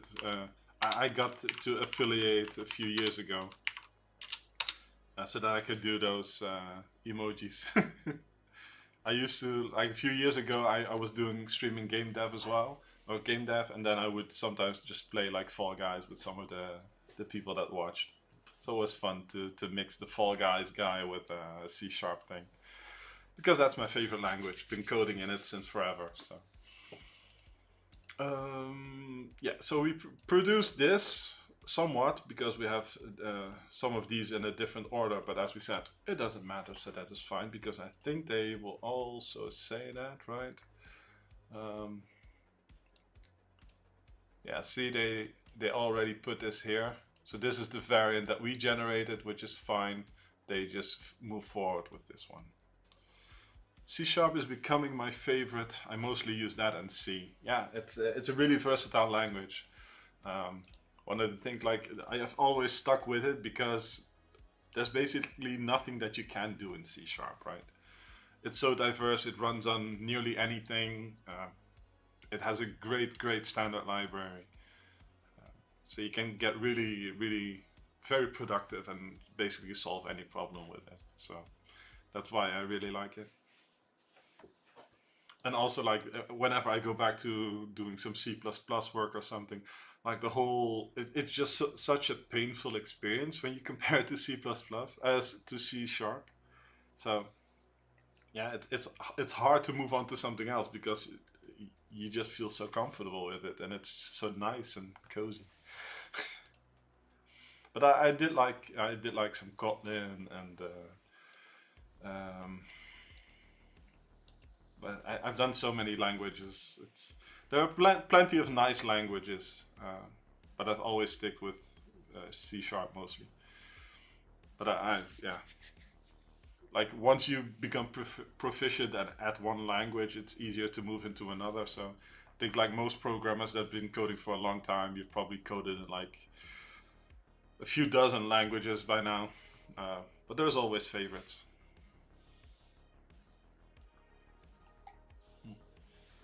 But yeah, I keep on talking and not doing much coding right now.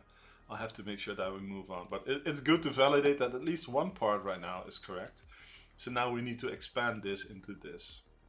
And to do that, we need to keep track of another keypad and move. So we need to do this move, which means it goes down, left, left, because we need to go to the left.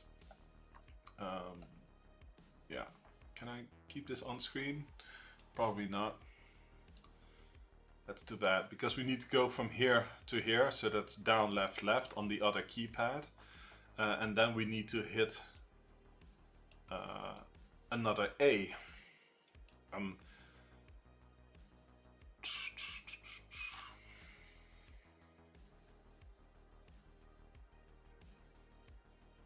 And then we need to go back to that A and hit another A. And the thing is, the A that we hit is always on the top level keypad. So that's the whole thing. Like for each key, whenever you've done what you wanted to do, those moves, you need to insert an A. So If we translate that to our code here,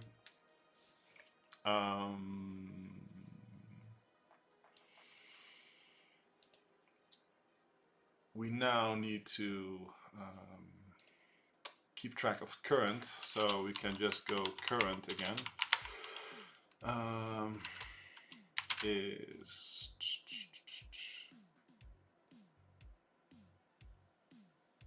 let me think. This becomes our directional lookup. Activate marker. This is the initial state for this level of keypad. And then we need to basically this same logic. And this is directional raw. If it's not this, we get our moves. This becomes true because we're now in a directional state. This is directional, move directional path from previous. Oh yeah, we can also set previous is activate marker. Like this.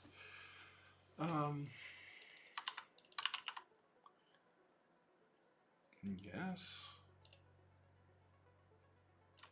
Oh yeah, I did it like this before. Like, still chain it, but that's fine. Doesn't matter. We did this directional from previous to this new thing, and that gives us those moves. Full input.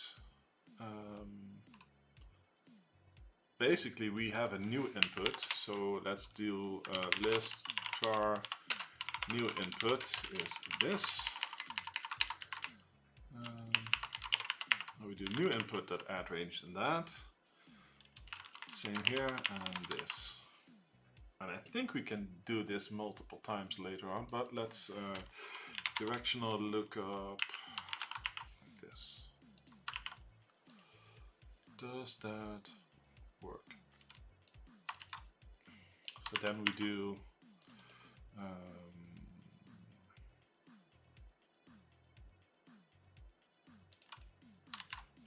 I can do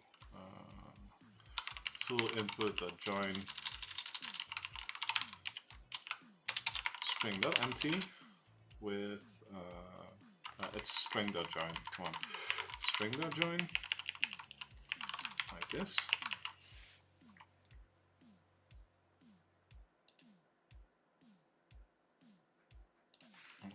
One too many. So this would give us a second level expansion. Let's see if that works. Private parts, welcome. We're doing advent of code. Let me put it in the chat. I should probably pin this by now until I unpin it, which is fine. The only issue is that now in my overlay I need to do interaction so that I can. Oh, I think something just broke. Oh no, it's Twitch chat. Interact, and then I need to hide this thing. So that's annoying, but yeah. We're doing Advent of Code, which is it runs every December, every year, and it's a lot of fun. They have a daily programming challenge that unlocks, and it's always in two parts. So it's the basic problem. And then there's a twist to solve part 2. And there are 25 days like an advent calendar, and it runs every year, and this is the 10th year, and it's really a lot of fun if you like programming. Today's challenge is very hard, at least I think so. So far we've had a good streak. There were 2 days that I had some issues with, but luckily I have an amazing set of people in chat that help me when I need it. But yeah, we're now coding something that lets you put numeric paths with robot via numerous levels of indirection. Yeah, it's tough, but it starts really easy. Luke says, I need to go to sleep, sorry I can't watch you beat this problem, good luck, tomorrow I'll watch again. Yeah, no problem, have a good one and I'll talk to you tomorrow, mate. So yeah, this is a really tough problem, but if you look at the start, it starts really easy. for instance, for day one, you get a list of 2 columns with numbers, and I can show you, like, the big input is this, and the trick that you have to do is to sort both of them and then compare the distance between them. And so it starts out really easy, and then it gets progressively harder as the days go on. So if you're into programming, even if you don't have a lot of experience, you can do Advent of Code. Just start with like the first days of every year, and go from there. And I can really only highly recommend it. It's a lot of fun to do. Even though I may be struggling right now and seem miserable, I'm not. I'm having fun. And I hope you guys are having fun too, watching me struggle. But yeah. Let's look at the code. So this didn't work at all because I didn't do the string format properly. Private says, I've been coding for a bit, but I think I'm starting to slow down, especially at my day job. I get imposter syndrome a lot lately. I make games as a hobby and I'm in a software dev. I'm a software dev for a day job. Imposter syndrome is highly common. It's something that most developers suffer from, and one of the issues is that, like, software development, it's such a hard field because there are like millions of side paths and there's always people that seem to know way more than you do, but it's not like that usually. There's always specializations, and especially like if you're into game dev, you know how hard it is, right? Because being a game dev means you have 20 jobs. There is so many parts to game dev. I used to be part of the game dev communities with like Danny and Jonas Tyroller and The Matrix and DevDuck, and like there are so many great YouTubers that share their journey, and it's a fun community to be a part of. But it also shows you like how hard it is to do game dev, because that's, I think, one of the most hard things to do at all. Private asks, any tips to keep improving code efficacy? The thing is, if it all depends. Like, if you love to code, it will come naturally, because you will always be working on stuff, trying to solve things. But that's like, for me personally, I got like the coding bug when I was 12. I read like a computer magazine when I was 12 about talking like how Windows 95 came with a power pack that has a programming language on it that you could use for free, Quick Basic. So I downloaded some manuals on the dial-up internet back then, and I created a small program that flashed my name across the screen, like scrolling in colors, and I was immediately hooked. Like, from that point on, I started to look into programming and do more and more and more. So I'm very always driven by wanting to know how everything works, build everything yourself.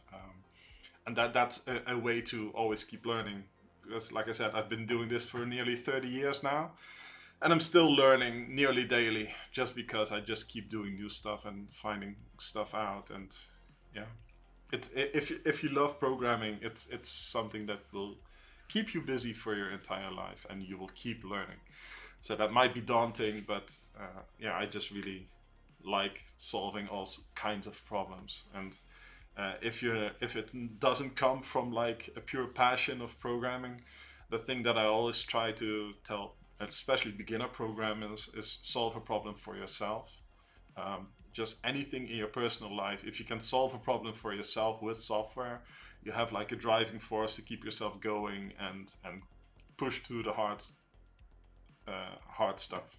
And today, like, it's so easy to find stuff. You have Stack Overflow, you have ChatGPT, and etc. to ask questions and figure stuff out. It used to be a lot harder when you get stuck, because the amount of people that could help you out there, and especially in a reasonable time frame, was very, very slim to none. So you would have to power through a lot of stuff. Let's see, Pripar says, I think game dev isn't a struggle. Making the YouTube video is what is painstaking to me. Yeah. If you want a great example, I created my Discord server like a long time ago, just because I keep recommending stuff to people. So this was like 2019. I started creating like small lists of amazing game devs. So these are people that do devlogs. So you have like DevDuck, Thin Matrix, Dani, Jonas Tyrola, Blackthorn Prod, Cool 18, Live Overflow. He does hacking more than game dev. Timothy Vincent, WDev, Dave Frampton, and there's like some of these people have already stopped, but lots of them still make great stuff. And producing YouTube videos is so hard. It takes so much time. Like if I go to my YouTube, I think in 2019, I don't know which one it was, 2021 or 2020. There was a year when I spent lots of time actually editing all of the videos. And not this, but I think like, So let's move on yeah, to day 8 now. okay. So I would do annotations, and I think if I do the day before, you will have like on screen, Day 7. while I read it, I would highlight stuff and give explanation for everything that I do and think about, and I have a timer here, and like this would do like for 10 minutes of video that was produced, it would take me like an hour, 2 hours, just because it takes so much time to watch it, cut it, adjust the audio, put in animations and explanations, and like creating YouTube videos is so much work to do right. And since I have a very small audience, it's so hard to justify all that time. So I really enjoy doing that, and I noticed that videos get watched more when you put in all that effort. It's just like there's so much to do already. So it's yeah. If you want a great example of having a great balance with creating YouTube videos and game dev content, I think Thin Matrix is still the best example out there. He makes the best devlogs with a mix of like B-roll and live shots, and so. But it takes so much time. He does that full time. So yeah, sorry for the tangent. I hope I answered some of your questions. And like for improving, also advent of code, there is such a great community. Once you've done a day, what you can do is go to the Reddit. There's a great Reddit, r/r/advent of code, and they have like a solutions thread for every day, and you can just rank like by top or best, and you will see everybody in like tens of languages, 20. There are so many languages, and you can just see like the clever solutions that people took to every problem. So I can just, if you want to improve, doing advent of code is actually a great way to improve. Just do the problem, go after it, go to the solutions thread, see how other people tackled the same problem. What I do every day is I have like on my Discord, people post their solutions, stuff that they ran into, things they figured out, how to improve stuff, their code. So usually after I'm done streaming, I will go in and check what everybody else did. And I learn from that as well, because I have some amazing people in my chat that are great coders as well. And it's always nice to see what other people come up with. So yeah, I can, if you want to keep improving yourself, I can really recommend Advent of Code. It's a lot of fun. I think that I did my string join here in the end. It did full input, not new input, so I need to run this again. And let's see how close I am to actually getting somewhere here. So this first level of indirection then turns into not what I wanted it to do, because it has this, sorry, I was looking wrong. It actually looks good. V, left, left, A, right. This one is the same, right? Because this one might be still the different ordering. Let's break it down into parts. That's easier the way it's set here. So we do down, left, left, then an A. Then we have right, right, up. They do right, up, right. They do right, right, up. I do right, up, right, but they are equivalent, so it's fine. Then we go left, that is fine. Then we go right, that is good. We go down, that is good. Then left and up is also good. Then Then it has two confirms there. I do the same, AA, right A, down and left. Yeah, this looks good. I think this is correct. Again, but in the different order. So now we do the same thing that we did before. We validated that this input is correct, but let's use the example ordering to make matching easier. So we're getting somewhere, at least for part one. So we do full input is this to list. Okay.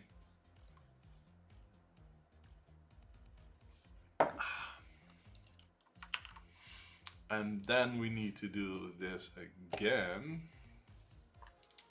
And I think we can just copy paste this and then we'll clean it up and turn it into I think I first want to reproduce the actual code and then make it better, because I have such a hard time making the mental map of like the way that I work, and I don't know if everybody else works like that. I try to always code the whole solution in my head first, have everything run in my head so that I can see where to go next.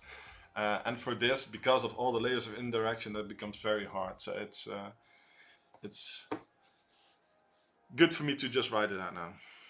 Good evening, G. You haven't done day 21 yet. Well, it's a tough one, I can tell you.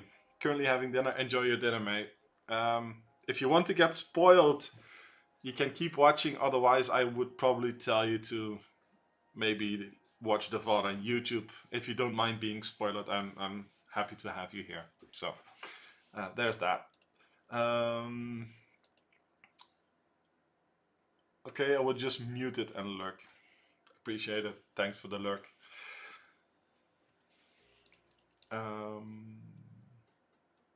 So I can do this.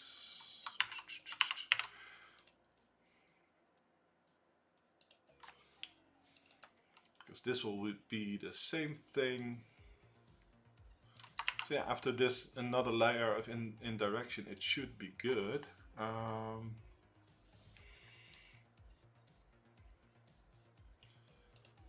So let's see. I think it's easiest to just do it the way we did before, by just doing the segments. So left, okay. This one is wrong. See, we had this one. Oh no, it's good here. Man, I thought that I messed up for a second, but it didn't. It was due to the scrolling. Never mind. I thought like, oh man, now I have to go debug again, but it's okay. Down and left, which is analogous to left and up, to left and down. The order doesn't matter. What matters is that we have the blocks and then the A to confirm at the right location. So that's what's happening here. So we have this one, and then let me just scroll this up so that I can mark.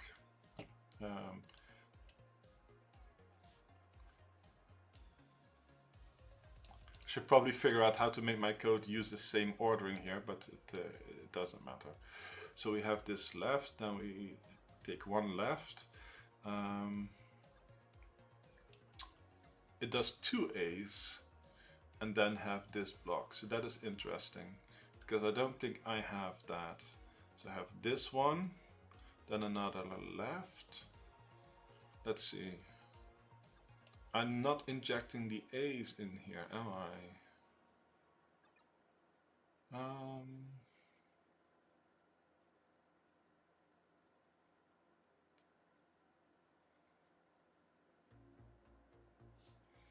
Yeah, after this first one, it didn't put in an A there. So let's see.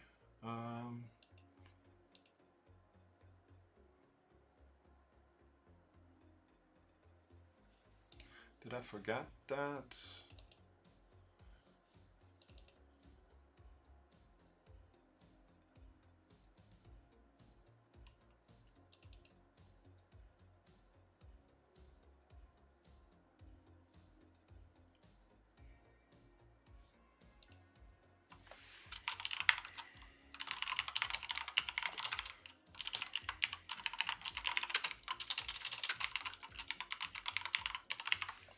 Let me see.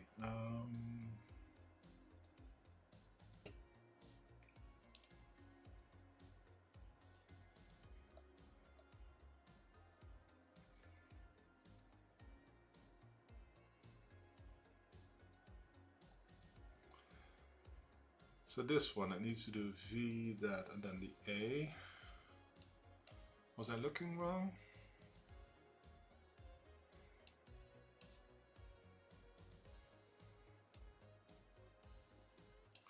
Let's see. Left, then an A.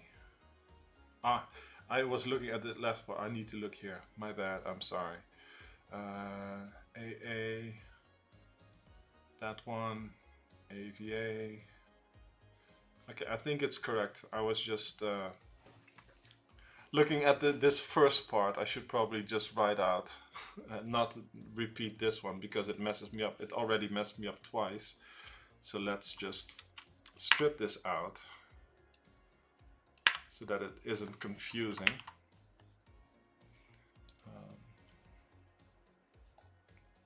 So this might be better for the validation to make sure that I don't trip myself up here.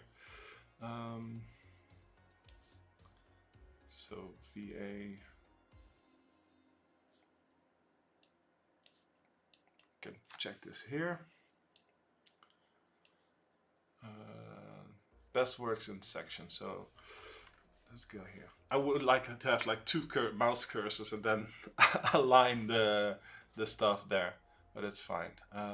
This, then a left, then it says already in position. So this is VAAA, then that part, 1A, then V, then 2 A's, then there's an up and a left, they do left and up, then another A right, and an A. I think this is correct. Like from seeing how it all looks, I think this is correct, which means that I could just so this would be the answer for this part, right?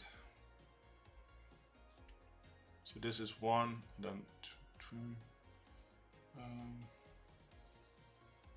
And then there is another layer, or is this, was this the one already? Okay, no. So you need to do one step and then 2 of the other ones. Okay. Okay. This length of the shortened sequence button. Ah, yeah. So you need to trim the last character.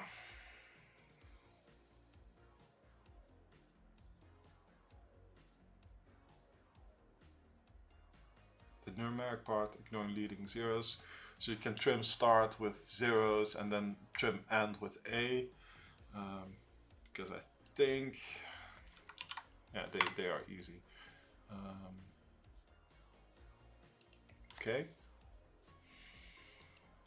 Okay, I think we need to clean this up and then, well, I don't have to clean it up right now. I can just call it as it is. Let's see if we can get the sum of those. So actually P1 plus equals new input dot count times code trim start 0 trim end.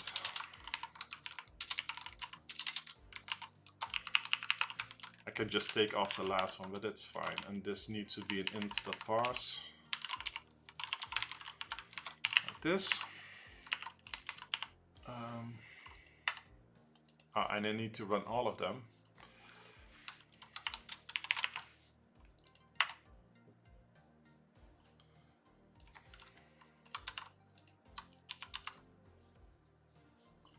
That's too much. Marta says, huh, I just made part 1.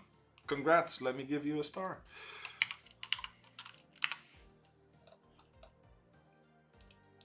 It's in front, that's annoying. Like I tried to do,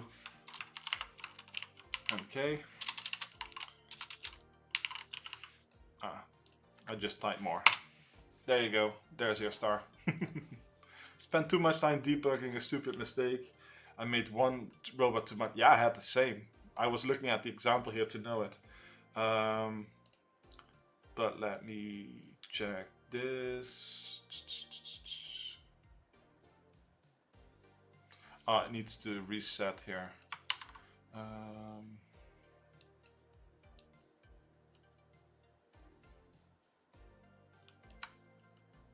I think I need to reset this every time here. Let's also do this part here.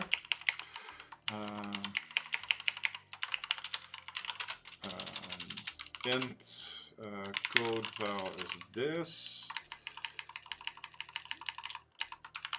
Code val console.writeLine.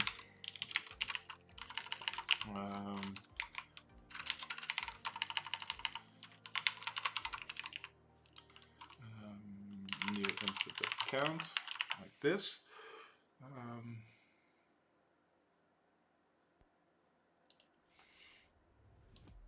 I should probably turn off the other ones, but that's fine.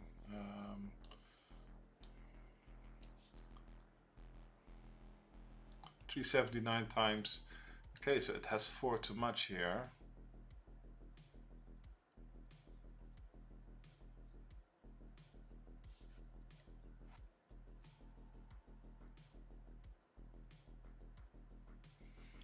One 79 times 78. 980 times 60, but it should be 60. I have 68, but it should be 60. And then there's 29 times 68. Okay, so I have some examples that return too much.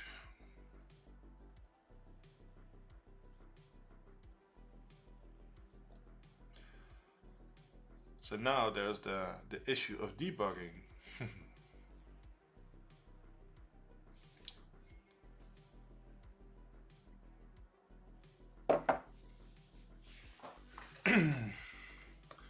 Or is that because there is a weighted? I already been down that path. That I don't think there's a fastest way to go, because the moves that you have to make are always the same.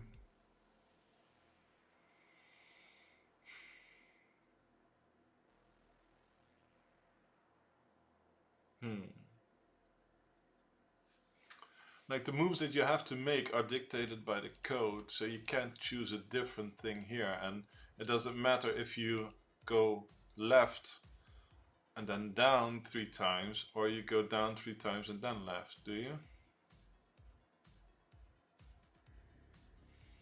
Because either way, you need to do the same kind of moves here. So now we're in an unfortunate location that this test input works, but we get a different solution for the other ones. Because this one was 29 times 68, right? So that's the one that is correct. But the next example gives us a different number, where our move is a bit too long. So now I probably need to do the inverse, where I translate these into I make like the decoder as well. Let's see. Me. And then there's AOC. Let's see if we can see the difference.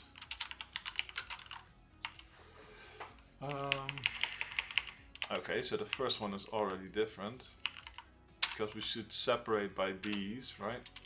These are the separators.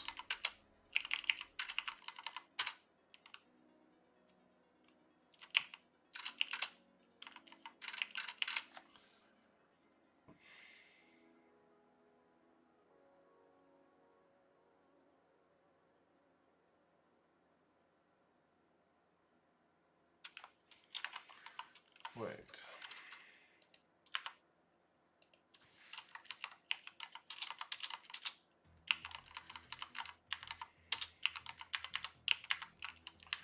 Yeah, I need to write a decoder probably.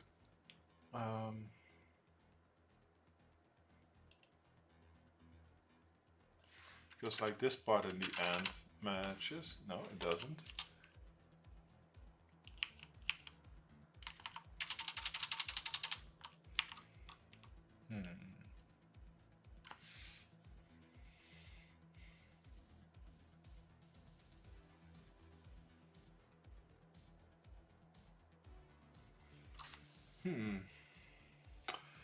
Marta says A is a command key, so I keep them as the last in sequence, like so it always ends in A. I found it easier to decode this way. Not sure what you mean in this case.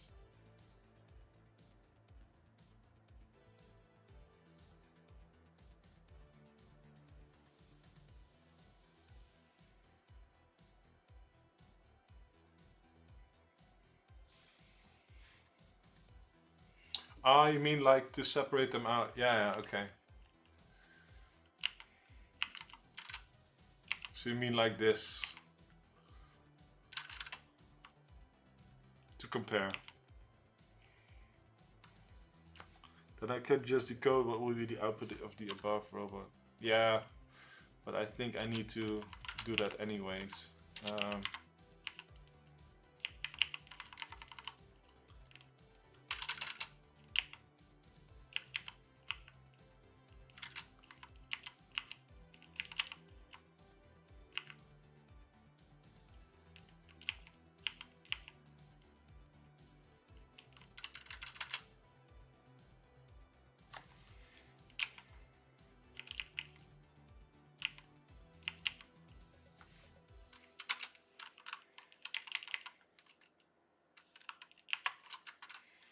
But it's interesting to know what the difference would...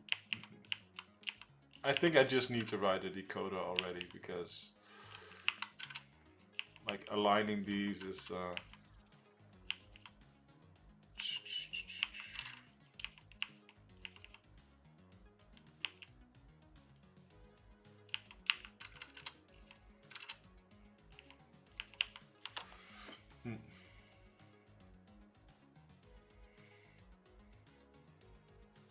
your line would then be and so on. These underscore chats or chat only use space. Yeah, that's what I do here, but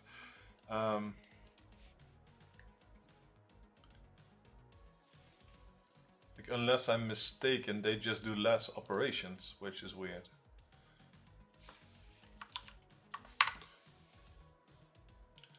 But I matched the number of A's.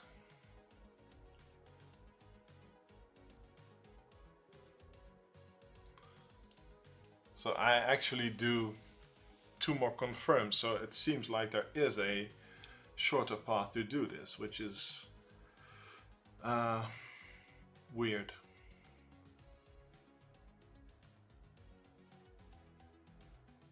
So I wonder if there's a... No.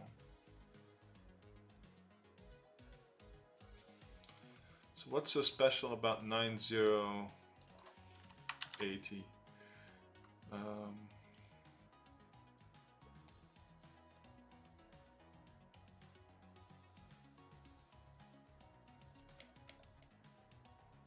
Yeah, 980A.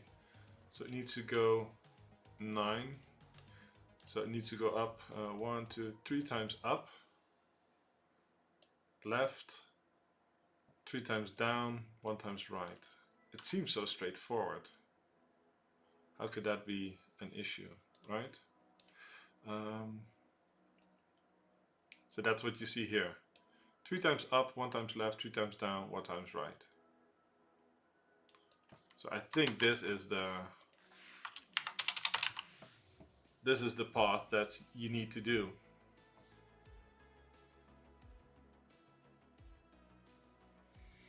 So if you need to do this, you would go left and then hit A.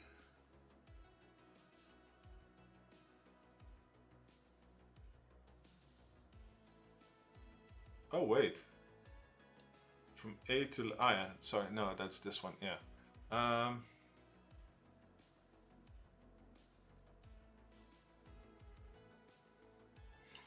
Wait.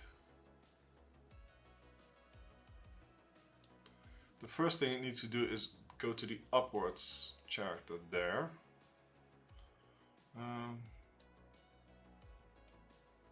How does that translate to the left?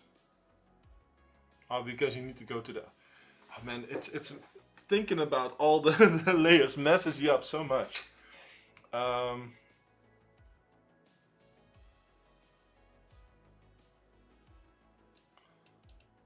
is this incorrect? Let's see.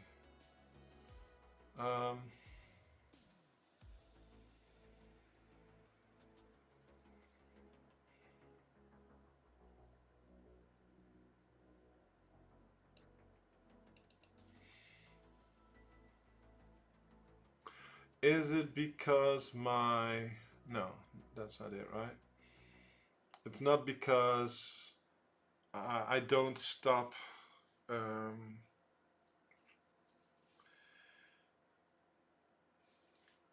because I didn't... I reset the state, maybe? No.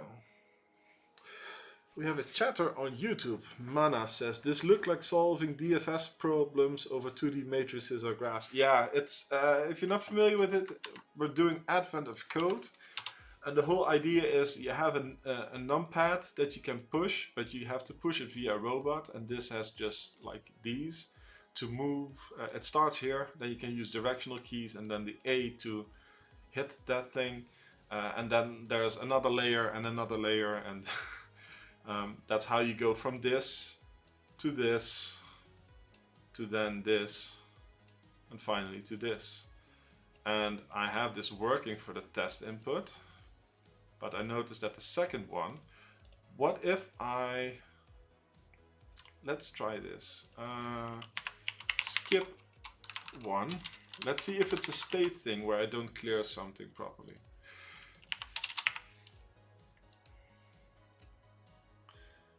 Layer by layer like Google Maps, yeah. Let me see. No, it still says 68 instead of 60, so I'm still doing something wrong there, sadly.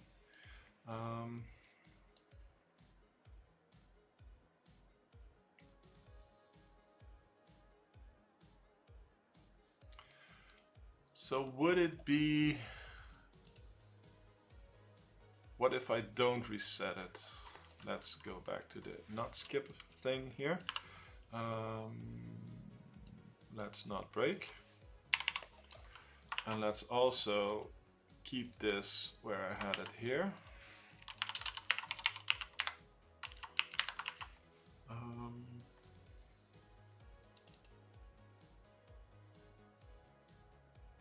Would that matter?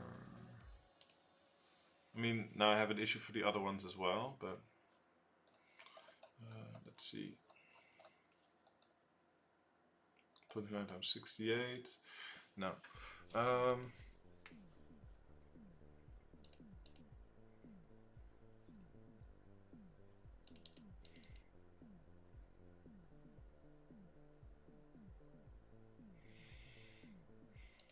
No, I mean at a situation where the first one works and then the second one doesn't.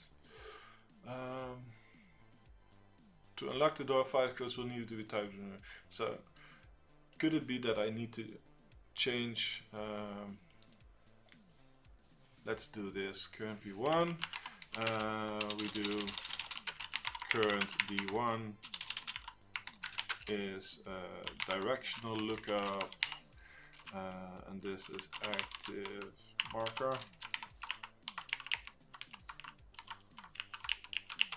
Can just do it like this. And the same for current D2 is directional lookup, active marker.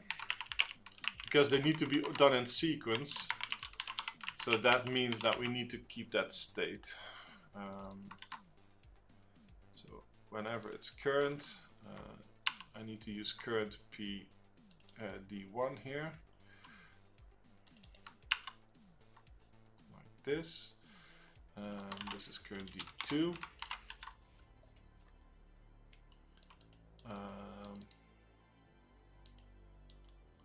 I don't need to set this here, and I don't need to set this here.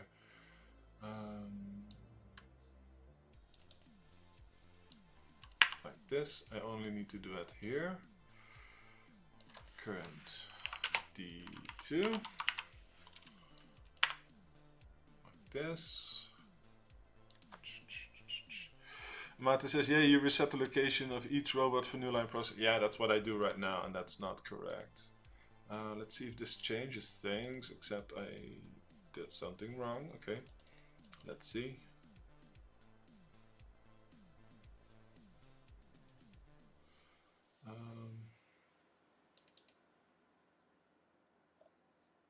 This is this needs to be current D1, and the same for this one here, current D2. I still need to refactor this and make it nice, but I'm still in a state where I really like that I can just change it like this. Let's see. How many times can I forget to replace current? Quite a few times. I should find all references on current to make sure that I don't do that. And I need to, yeah, okay, current there. Should be good. Real software engineering looks really cool. Let's see. I recently have joined Endeavor as a Java developer. Your channel motivates us to keep going. Thank you. Oh, wow. Those are nice words. Thanks. Yeah, I have lots of coding stuff on my channel. So, oh wait, did it finish? Nope. Still here. Let's see. Does it change it for the second one? Nope. It didn't change it at all. Did I do well there? No. Let me think.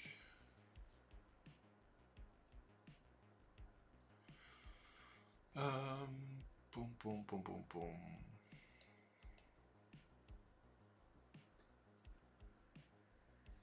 If you have, by the way, Manas, if you haven't done it, I can really highly recommend Advent of Code. It's a really cool way to train your programming muscles, you know. And it starts off really easy. This is a really hard problem, especially for me. I struggle with it a lot, but it's lots of fun to do, and you learn a lot by doing it. Let's see.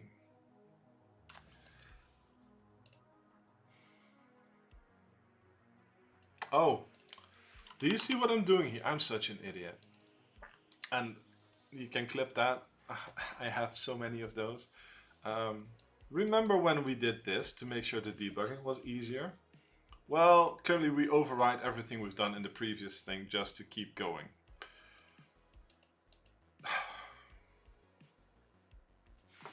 So yeah, once we try to actually do it, we should not do that. So that was really stupid. I'm sorry for that. Oh, I have a whole different set of values now. Let's see. I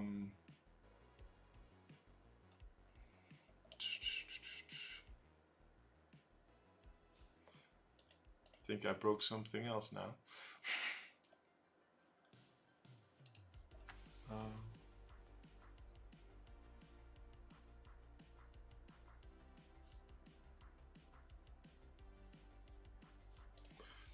Let's see.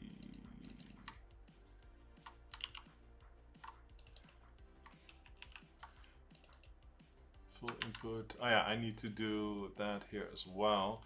And this one needs to go over.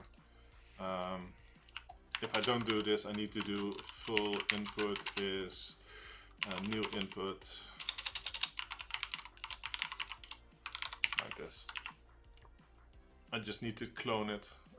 I can actually just do the new way of doing this. So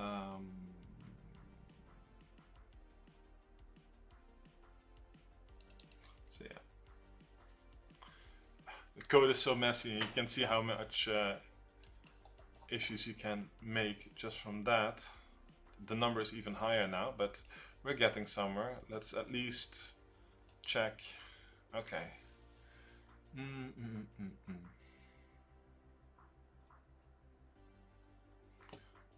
Let's check here.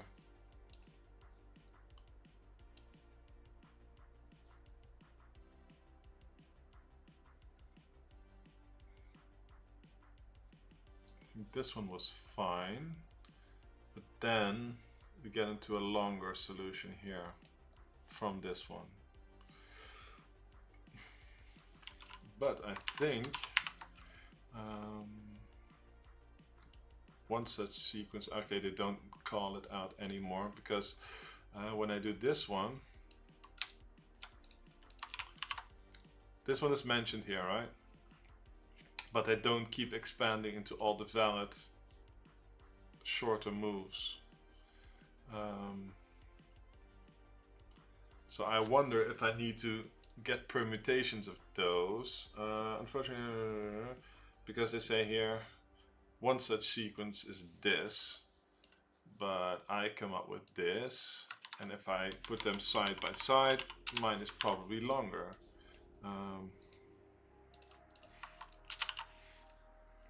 See, like they expect us to do this, but I have a different way of doing it. Because I took this one and turned it into this, but apparently if you use this one and expand it, it gets shorter.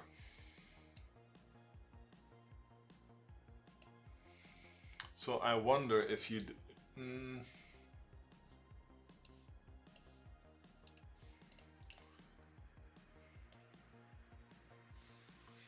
I wonder if there's a need to do like a layer translation there. Because what I can do is just try every one of those combinations and then see if it expands into something that's longer. Like the trick they can do is that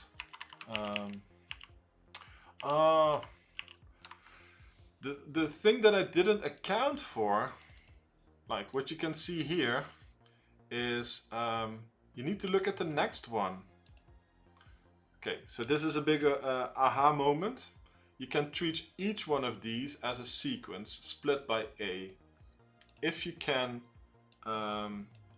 match one of these to your next one, you can save a character, so you can optimize this. Okay, so this is interesting. So let's actually do this. So we can do. This is really cool. At least to me, this is really cool. So we can do. What will I do? I can just do string. Optimize string raw.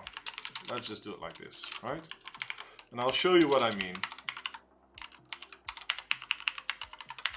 So, string parts is raw split, and we call that, it's a marker, it's the activate marker. So take all your moves and split them into sections, because of how the navigation works, it does not matter in which order it occurs, which is not completely true, because we can never go into a wall, into a hash marker. Oh man, that's annoying. Because my reasoning was like, okay, if the order doesn't matter, we can look at the current pair with the next pair and see if we can align one of those so that we can, whatchamacallit, I just hit the A button again instead of doing another move. So that is what you saw here. when you look, no, it was a different one. I have it in my code. When you see the one that I was talking about, this one, you can see they end. In this case, it doesn't matter if it's a left or a right. Amata says, wait, there's a directional difference between yours and AOC string? Yes, yes, yes, and that's actually 100% fine. Like if you do a shortest path, these are all valid shortest paths. But after that,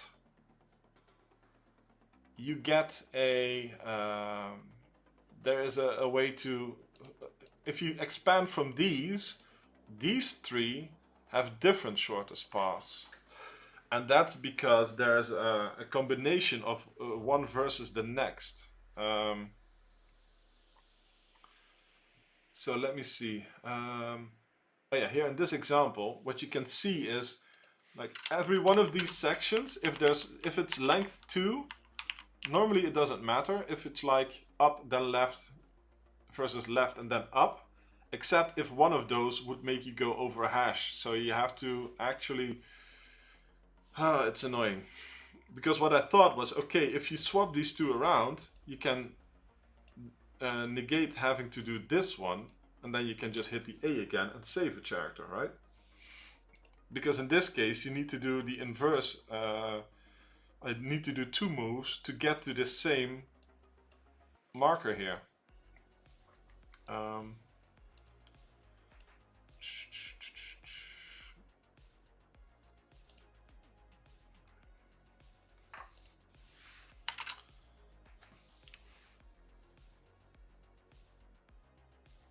So because they do this in the different order, they can just hit this one again.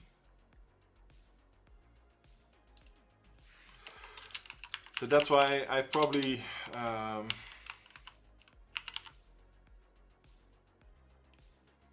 probably need to path find. Man, I need to path find over a second layer probably, because there are multiple combinations.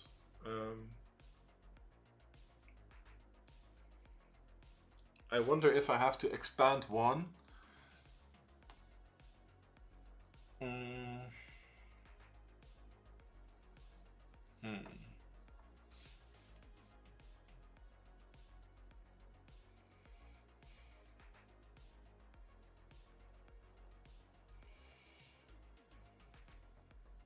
I was too naive about this one because it doesn't just let you connect those.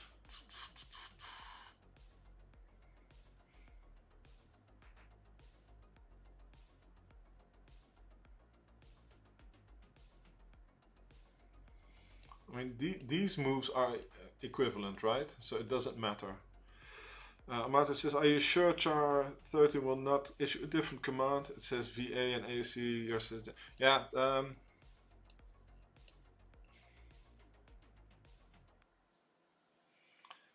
Those would mean different keys being pressed by next row. Yeah.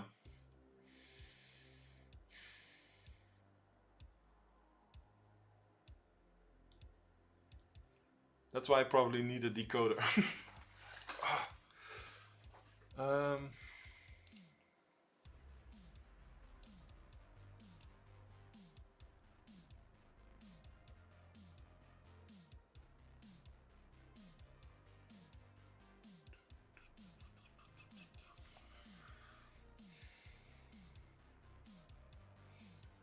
But in these cases,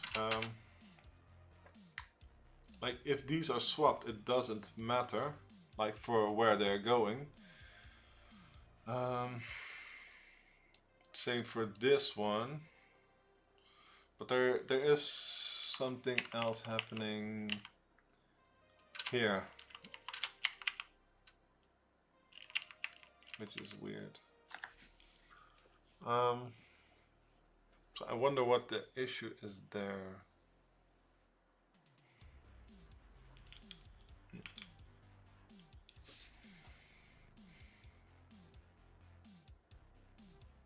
But the issue is also that it has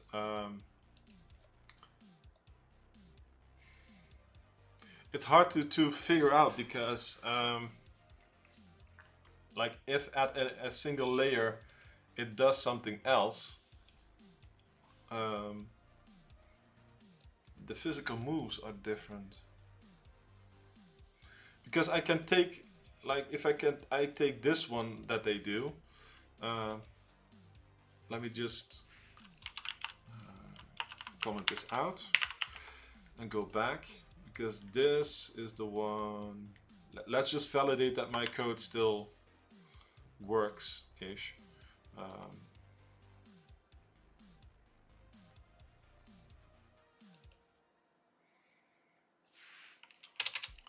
That will be this part. And I need to break after the first one actually now, because it does the override again.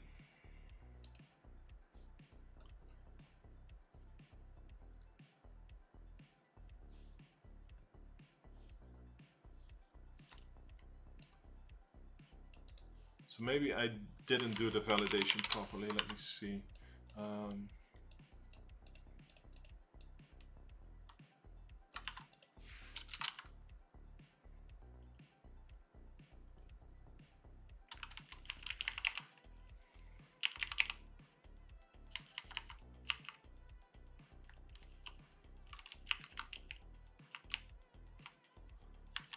No, this one is the same.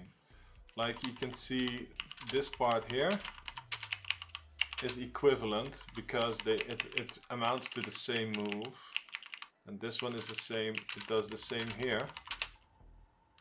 Oh no, wait. Yes, left and up, they are just inverted. It does the same move. Then the same here. And again here. So this is equivalent to doing the same lengthwise.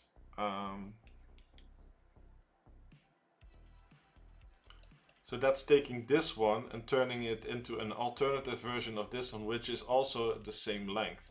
But if you then take this and do the next step, you get into a string that's longer. And that's the issue that I had also with this one. Because the alternative version of movement just produces a longer string. Hey Smap, how you doing? How did the eye thing go? Very curious to hear about it.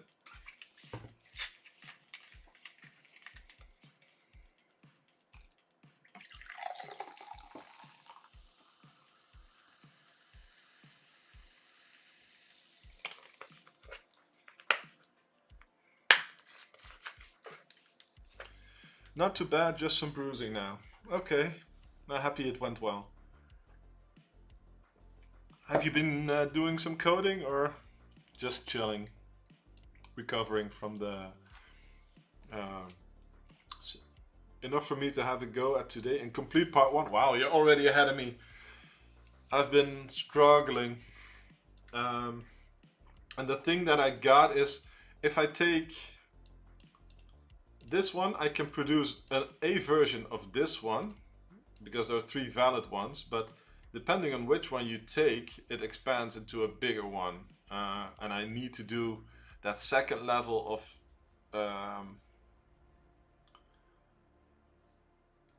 like the translation there needs to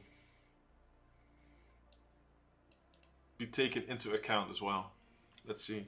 Marta says, Nick, split yours and AOC long version by A and you'll see where the difference starts.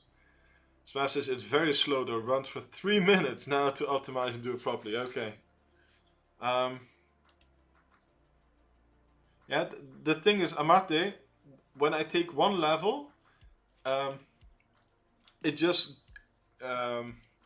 finds one solution, but there are multiple. And what I actually think I should do is do like the Manhattan distance and then try the combinations for those to see which results in less moves when chained together. So I think that's something that's interesting.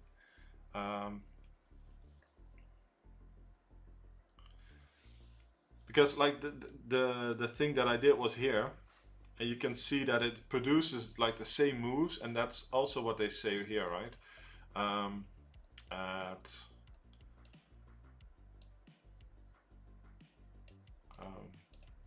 the first step, you can create these 3 that are valid for that step, but the next step only works, produces maybe multiple, but this one is the one that's shortest. This one is the one that my code comes up with as the shortest path that is found, because it basically takes one at random in the pathfinding thing, because they're all equal weights at one level.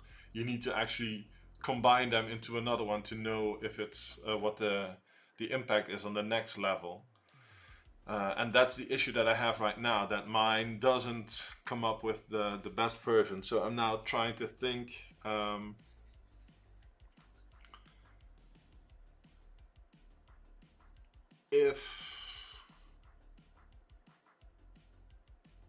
just wondering, like, do I need to, what my mind went through is that you just, instead of taking an absolute path, that you just take the Manhattan distance between these, but then you also need to account for the hash sign that you cannot skip over, cannot go over. Martin says, oh, I see, so right up is not actually equal to right up right, as the latter will produce longer path later. Yeah, that is exactly the issue that I'm running into here. So I have a path that is fine when looked at in isolation. It's the shortest path, one of the shortest paths. But when you do the next step with that path, it's wrong. And that's a problem.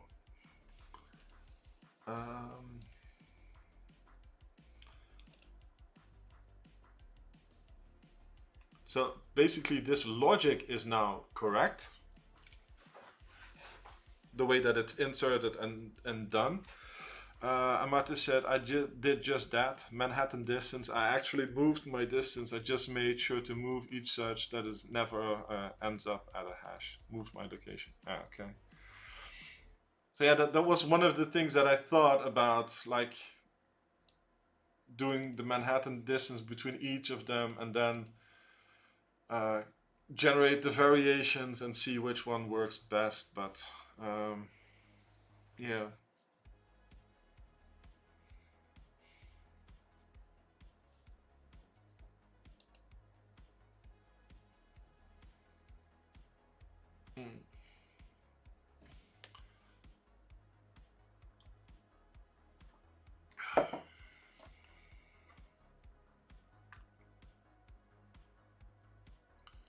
Let me think.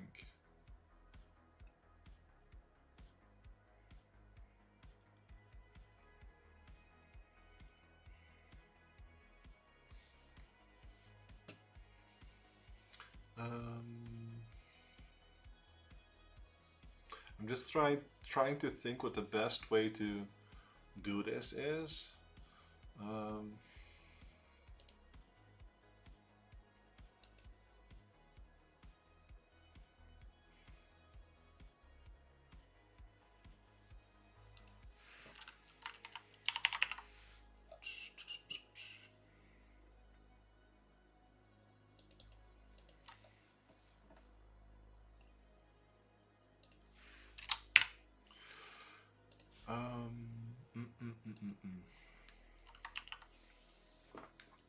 Let me think.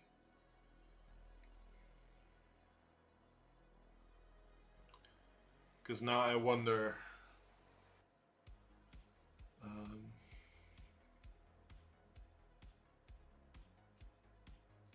I?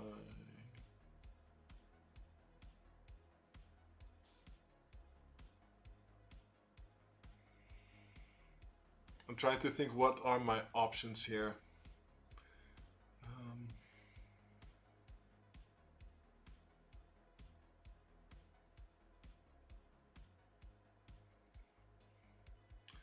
Because basically I already have like the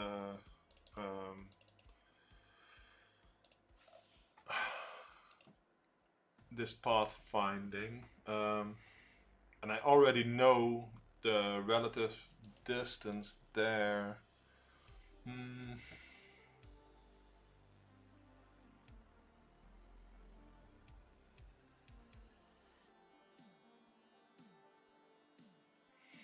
And I wonder if it's enough to look at two moves next to each other, or that you need to consider even more. Because if you take two moves, you can know the impact they have on one another.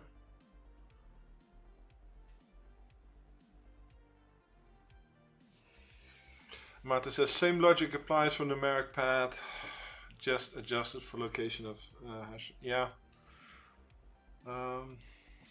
Let's see. For example, on directional path, if you are on up location, you always move down if required before moving left or right. And if you're on any down button and need to move up and left, you always move left first.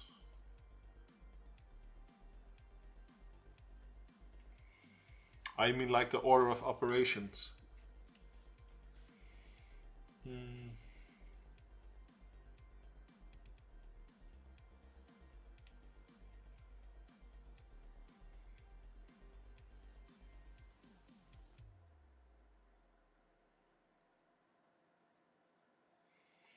It would make sure you don't end up at the... Yeah, that's clever, probably.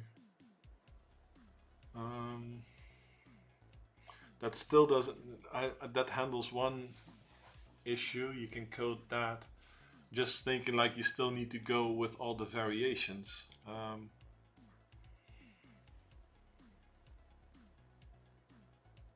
think.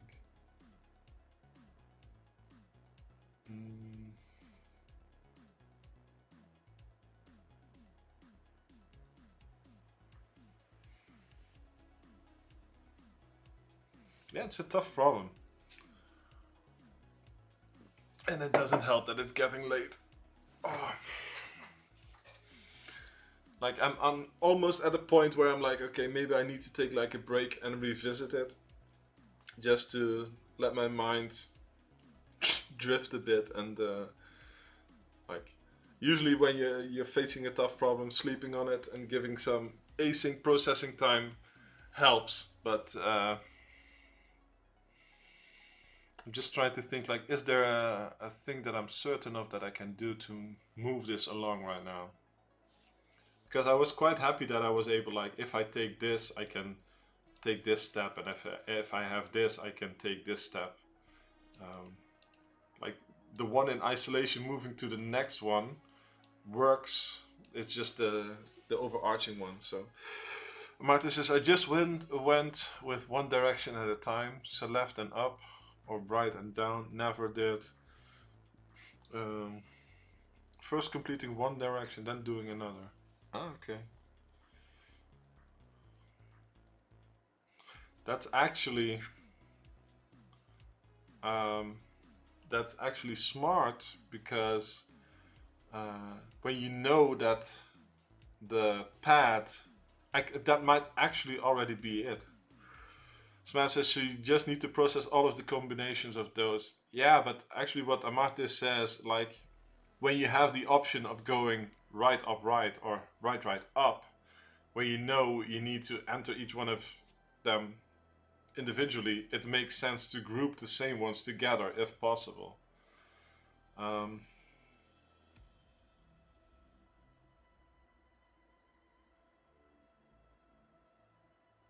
Because you know that doing the same thing repeated is more efficient than alternating them, because you know how the input above it works.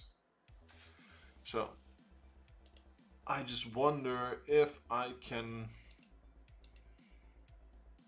introduce that bias.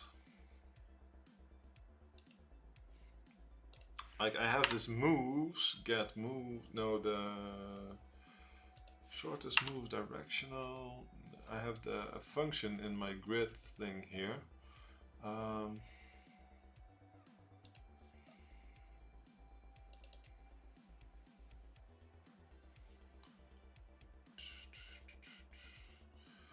Like this one here. This find moves. It should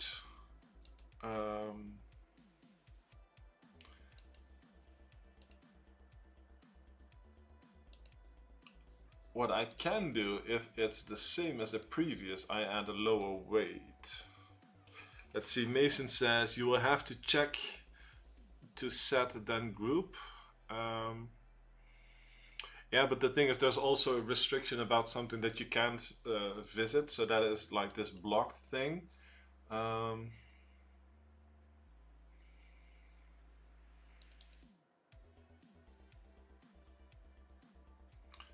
And I can't actually make the weight. It needs to be like a tie break. What I can do is actually increase 10 for every step and add 1 for a directional change. So if I do this weighted pathfinding here, I could make a version, I think, that penalizes doing something in a different direction.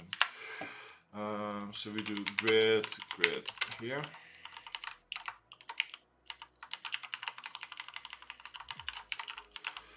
Boom, boom, boom, boom, boom.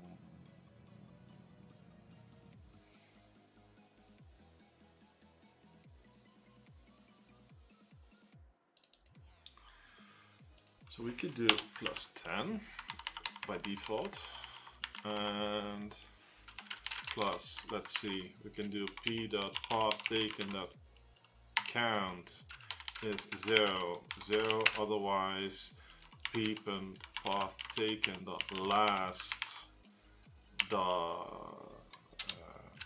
equals and the direction. If it's the same, we do 0, and otherwise we add 1. Right? This will add a negative, add more weight to a move that's not the same direction. So if there's multiple options, it will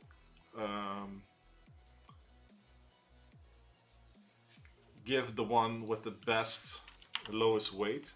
So this also means that I can't put this here. And I need to check it here, because now the weights are variable. So I can do p.pos, if it's and, return this, which is just path taken. Oh.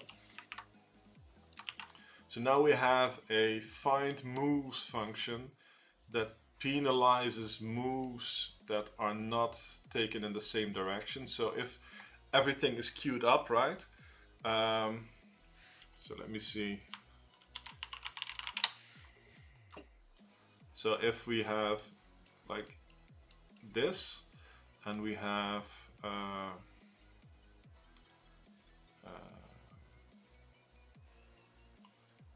we want to go from, let's say we want to go from here to here. You can go down, right. You can also go like this, this, and then this. So these are the two ways, or you can do right, down, right? These are the three ways you can do this. So what we will do here is this will add 10, this one will add 11, and this one will add 10. This one will add 10, this one will add 11, and this one will add 11. This one will add 10, this one will add 11. So you have 31 for this path, 31 for this path, but 32 for this path that has 2 changes. So the pathfinder will either take this one or this one, because it's more efficient. And this works when the paths are up to 9. After that, you need to have a bigger discriminator, like a bigger step for the 10, it needs to be 100, etc. So what you need to do is that this extra weight doesn't impact finding a longer path, right? It wants to, if this only needs to come into effect when there's actually a shorter, the path lengths are the same, but there's a more desired way to do this. So if we now change our find moves to this one, And I wonder if this is valid for both of them. We'll just do it like this.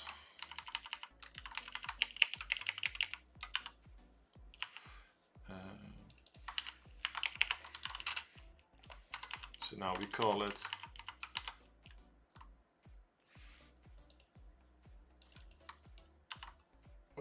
wait, directional numeric. Did I have a bug here?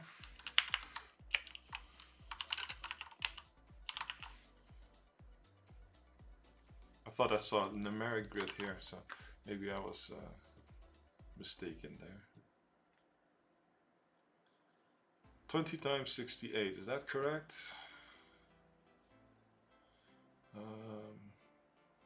Yeah, 29 times 68. Okay, so is this actually the recommended one that it finds? Nope, but it's lengthwise probably the same and fine, I think. Or do I still have an override in my code? Let's see, do I still have an override in the thing? No. But lengthwise it's fine, so that's good. So what if we run them all? I think we just got it.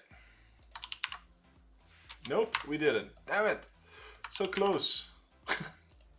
Okay. We're getting there, but sorry for the false... let's see. We have 29 times 68. 980 times 60, that one is also correct. 179 times 68, that's also correct. 64 times 456. Ah, here, there's one too many. So there's an, let's see, Martin says that's another problem with this. They even tests don't give the actual definite. I've had that before. I've had lots of times where my crazy head came up with a solution that passes the test input, but not the real input because I made some stupid mistake or assumption somewhere, right? It happens, and yeah, they can't account for all of the stupid things that I might do, right? So there are two that still have extra. But by prioritizing some moves, we already reduced some of the issues and solved some problems. So our extra weight already worked. But it's not the whole solution. So we'd still need to...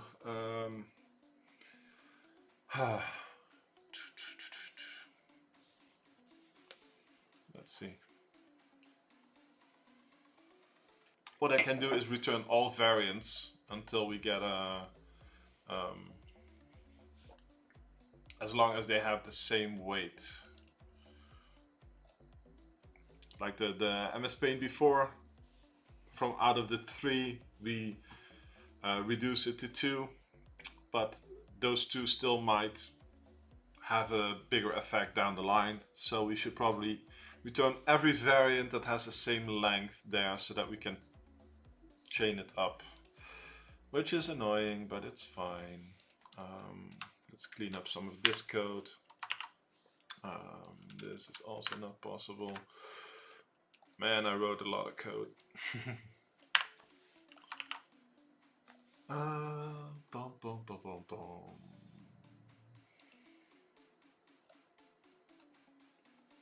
So this one is fine, but we need to return multiple sets. So we need a IEnumerable,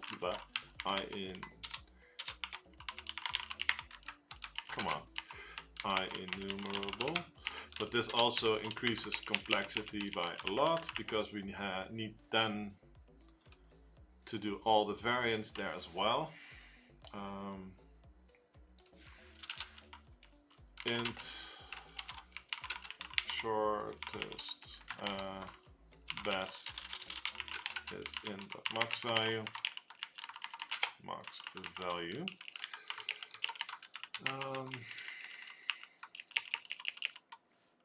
Yield return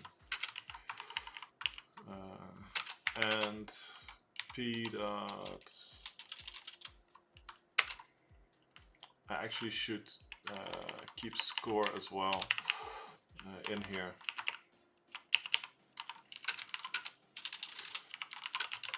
Let's use longs just in case.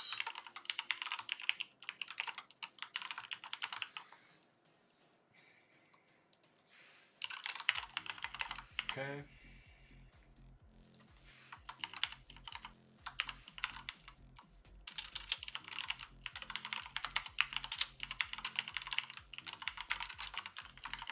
This global score.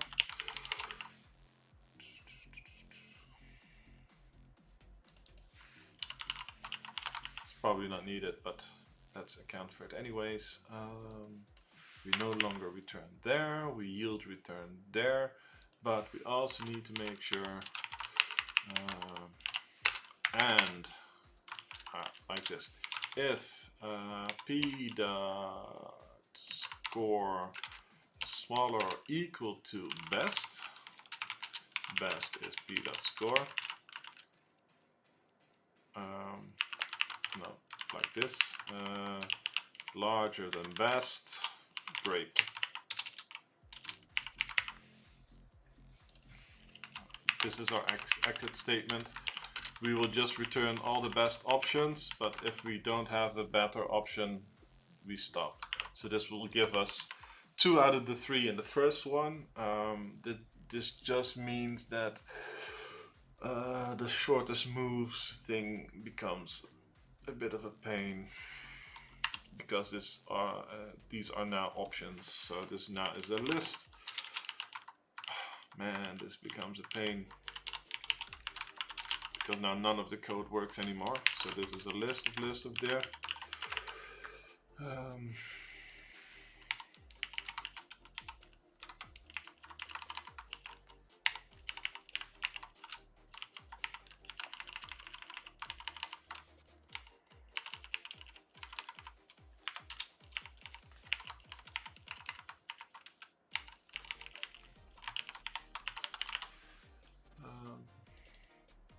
And now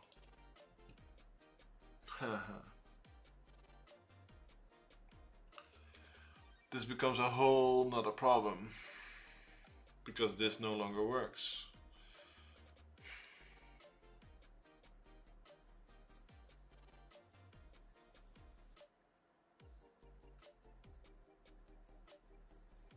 So I already needed to refactor this anyways.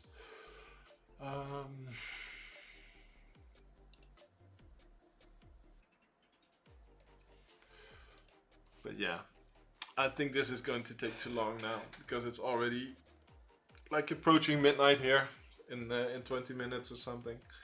And I've been at this for how long? For 3.5 hours. Okay. So I think I'll end it here for today, get some sleep, and revisit it tomorrow. Because I feel like the progress I'm making is slowing down, and I'm starting to get tired. And I probably just need to think a little bit to see how I will tackle this even further. So yeah, no stars today yet. So that's a first this year. I still hope you enjoyed it though. It was fun, and it was nice to come up with like small things, even though it didn't prove to be the solution yet. Like adding the bias in the finding of the moves, I really like that. I'm glad you had fun, Mason. So if you want, by the way, not everybody is a Discord person, but if you want, you can join the Discord and share your code if you decide to tackle some of the Advent of Code stuff as well. So you're welcome to do so. And also, like, if you want to see the devlog things that I collected, it's a nice list to just also get to all those creators. And I have the same for non-game dev development. I gathered some nice gems there over the years. Oh, what happened?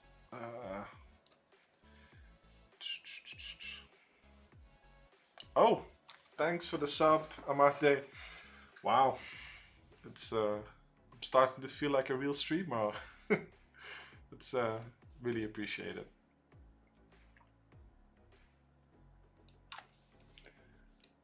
No start, but a sub. Yeah, it's really kind from everybody. Didn't when I started it, I like the last time that I streamed on Twitch, it was a few years ago, but I did this for quite a bit. I never had anybody subscribe, so it's a nice to see. It's like it's a validation that people seem to like what I do, so it's really appreciated. So thank you. Um, so yeah, I think we'll go and see if we can rate somebody, share a bit of that passion with somebody else that's streaming, and pick it up tomorrow. Does anybody have a preference for somebody to rate? Usually I just look at who's doing Advent of Code and somebody that I haven't rated before. We did Black's Sliver yesterday, but the music was a bit loud and it was hard to hear. So I think we'll do somebody else, and lots of people also don't have the tag set up properly. So let's see in the general direction. If there's no preference, I'll just see. I should probably turn off the music right now and put on my speakers so that I can hear. Let's see, space. Just random then. Okay. Let's see. Godot. I don't think there was many people doing Advent of Code anymore, right? Can I just look for Advent of Code? Let's see.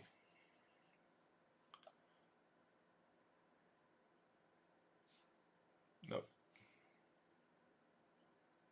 Is it possible to catch up? These are VODs, right? Okay. Let's see who this is. I don't think we've rated them before. Do we have audio? At least they're on the same problem as today.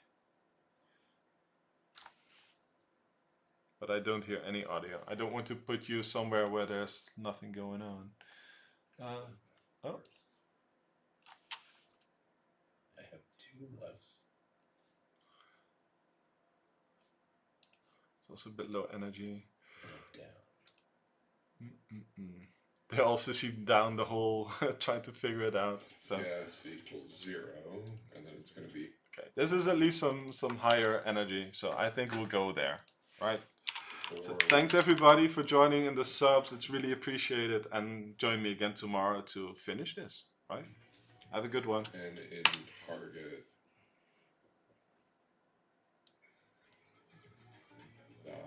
iter.